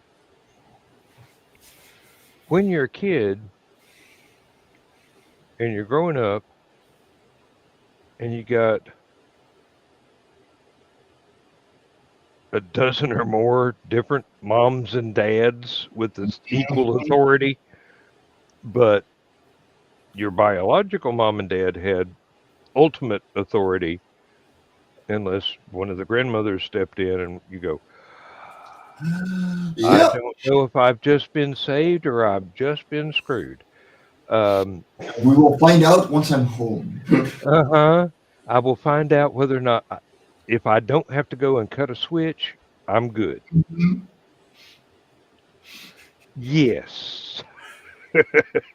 We can all relate. Yeah.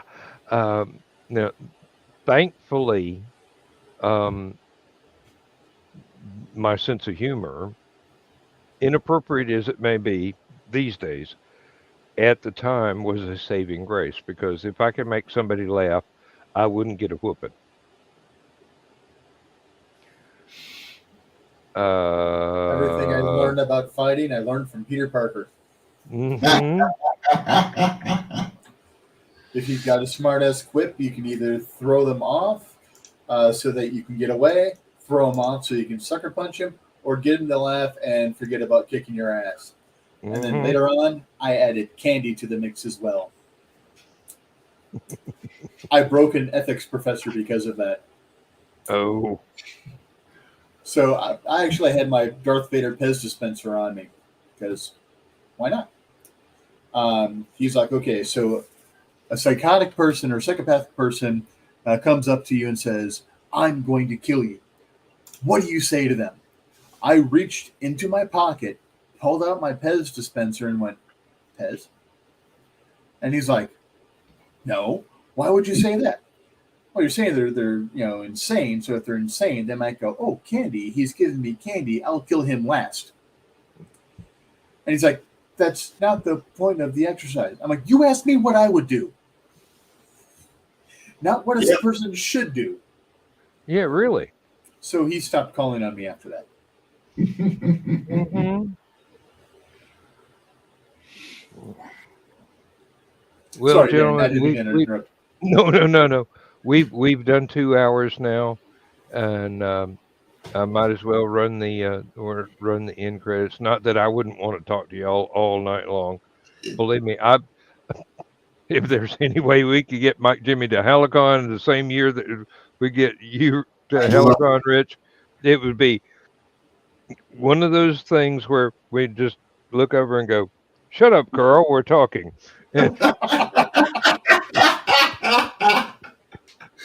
that is too true. And believe me, he'll watch this tomorrow to later today, and he'll go, he will have a comeback, believe me, because Carl always has a comeback." Um, I probably should have said Joe Dog, but no, I didn't. Oh, because Joe Dog knows when I'm on a roll. Um, it's best to just let me go ahead and put my foot in it all the way to the knee, and then go, "I told you so," even though he didn't. Uh, When is Hallowcon? Halloween weekend every year, And I might be able to schedule that in for next year. I and would, I would need a place to stay because the plane ticket on its own is already too much. But it at least I start figuring things out. it takes place in a very inexpensive hotel. Hmm. So you would have a place to stay. Meals would be provided. That's part of Joe Dog's deal. Megan is one of the most outstanding cooks I have ever encountered in my life, and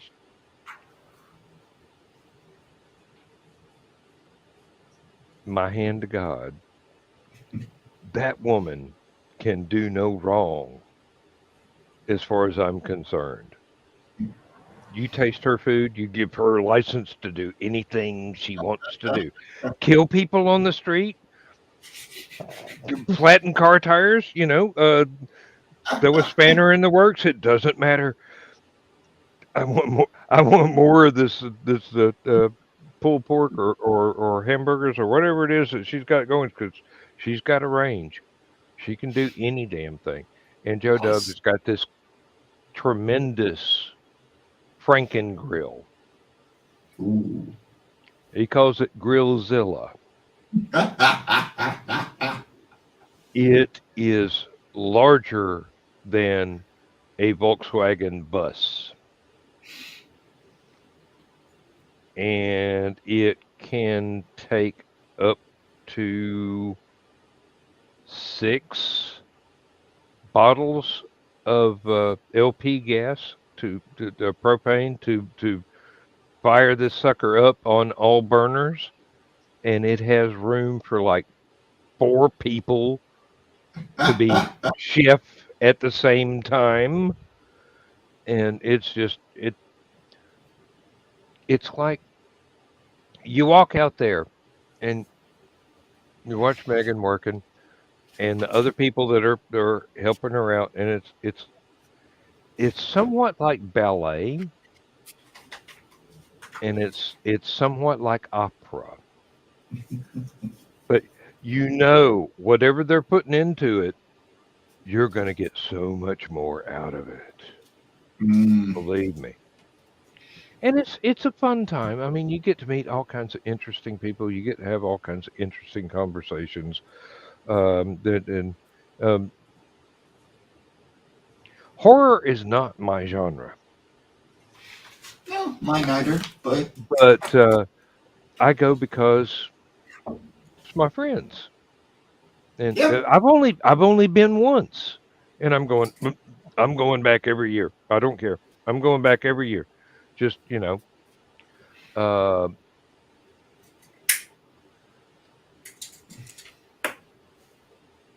they'll make you feel like they're family you hadn't met yet.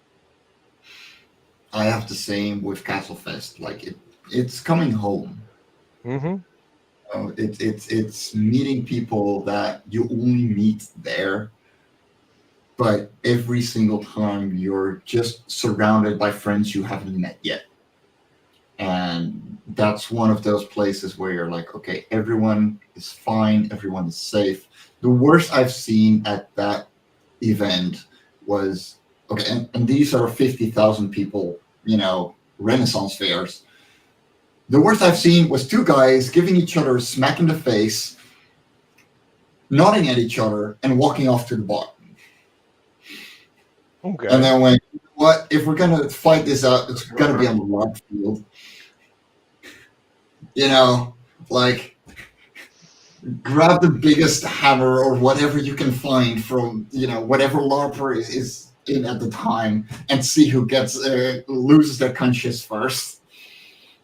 With rubber mallets and stuff, it takes a while. Hmm.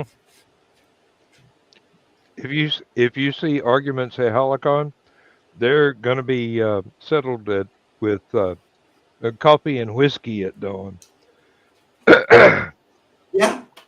Yeah, no. Rich, I'm glad you weren't drinking anything at that time.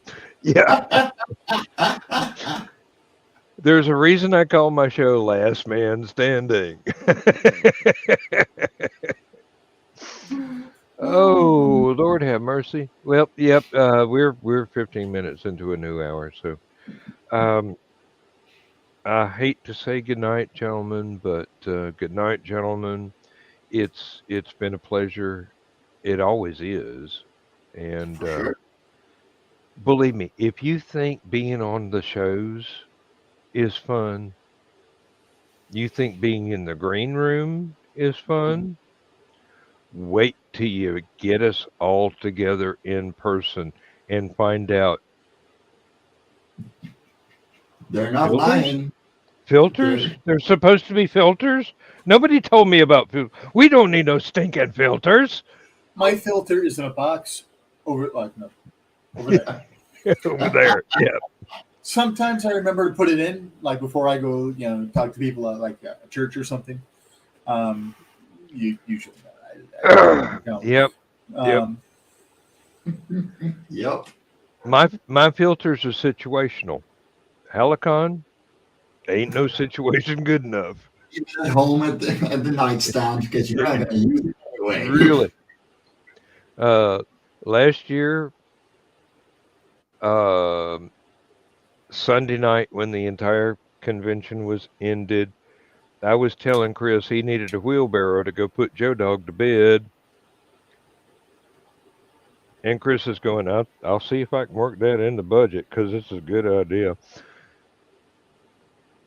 Walked Joe Dog to his room, told him to go to bed. 30 minutes later, Joe Dog is back. Now, I've done that myself before at a different convention when people thought I had just a little bit too much. And I'm looking at him going, no, I had a lot too much, but I'm still standing. Um, Yep. no, the repartee is both engaging and freaking hilarious because we will say anything. And even if it's not particularly erudite humor, it's still funny. Mm-hmm.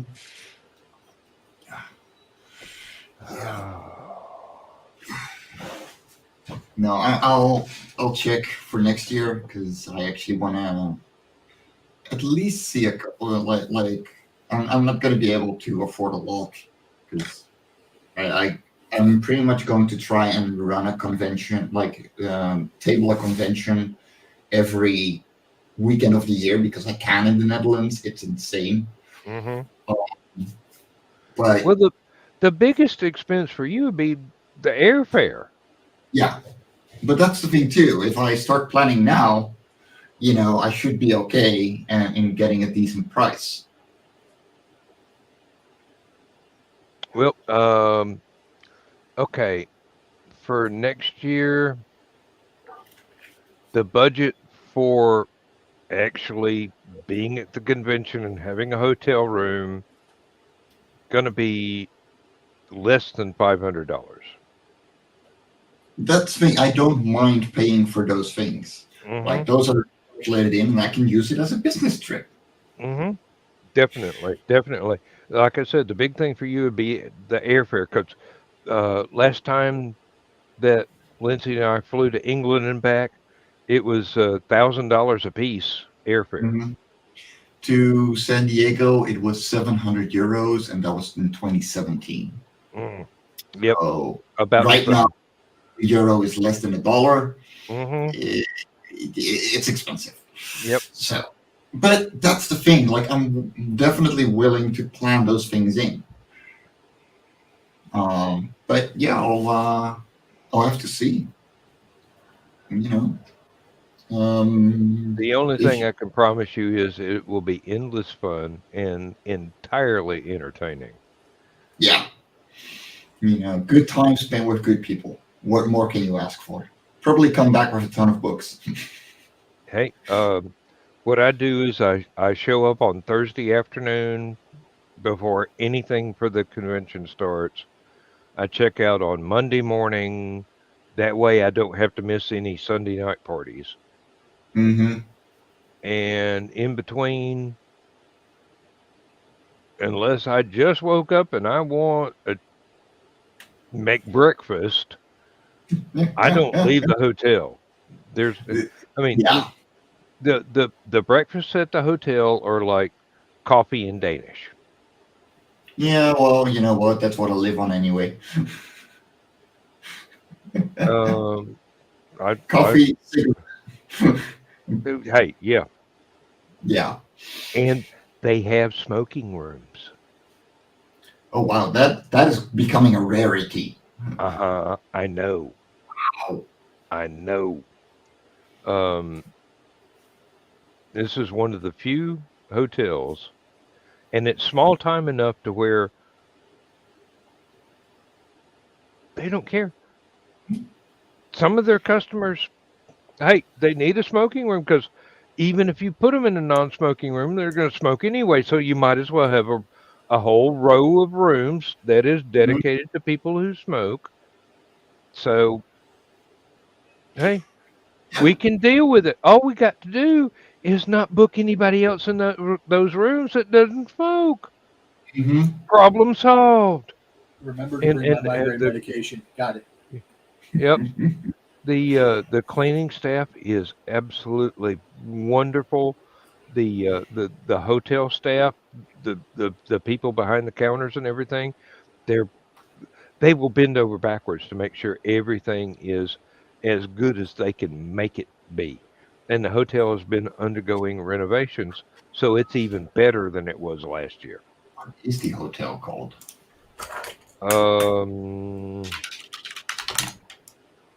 you'll probably find it before I can remember it. Um, let's see. Hallowcon. Oh, wait. Helicon, Dalton, Georgia.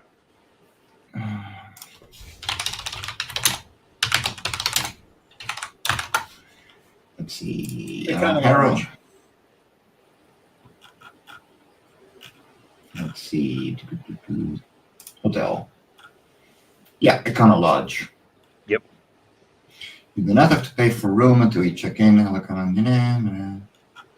Okay, so that's no biggie. Nope. The big thing about that is you can't book your room online. You have to telephone the hotel. Yeah, I may have to use someone who doesn't have to call internationally for both the hotel and my own sake. Okay. Talk to Chris. Hmm. Um, he can.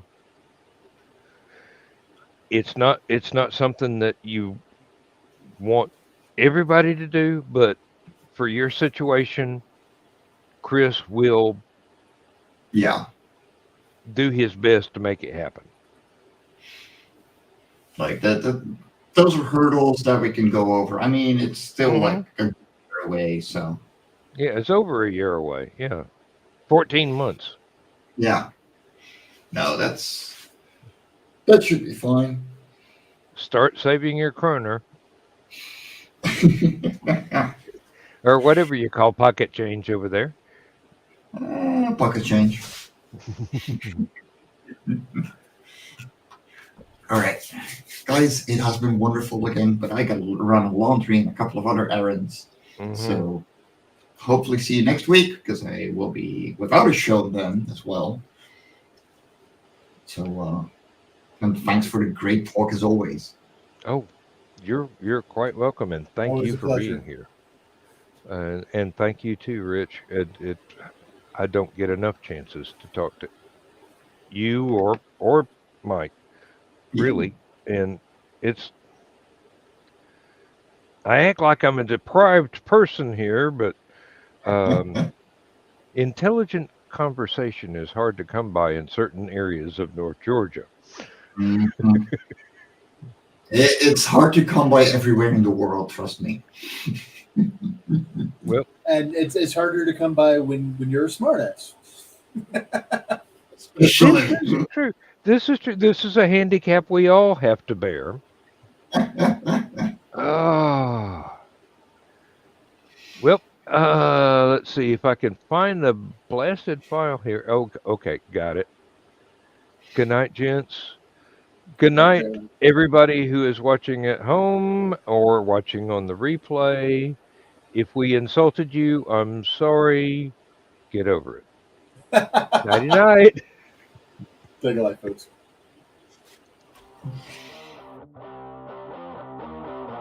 Transmission overload. System will shut down.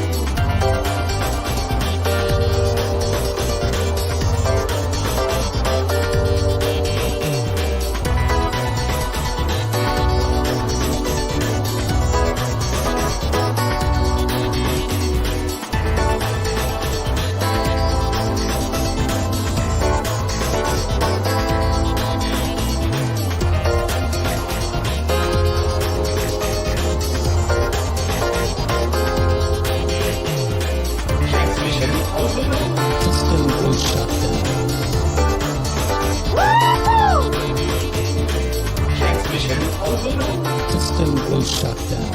System will shut down. System will shut down.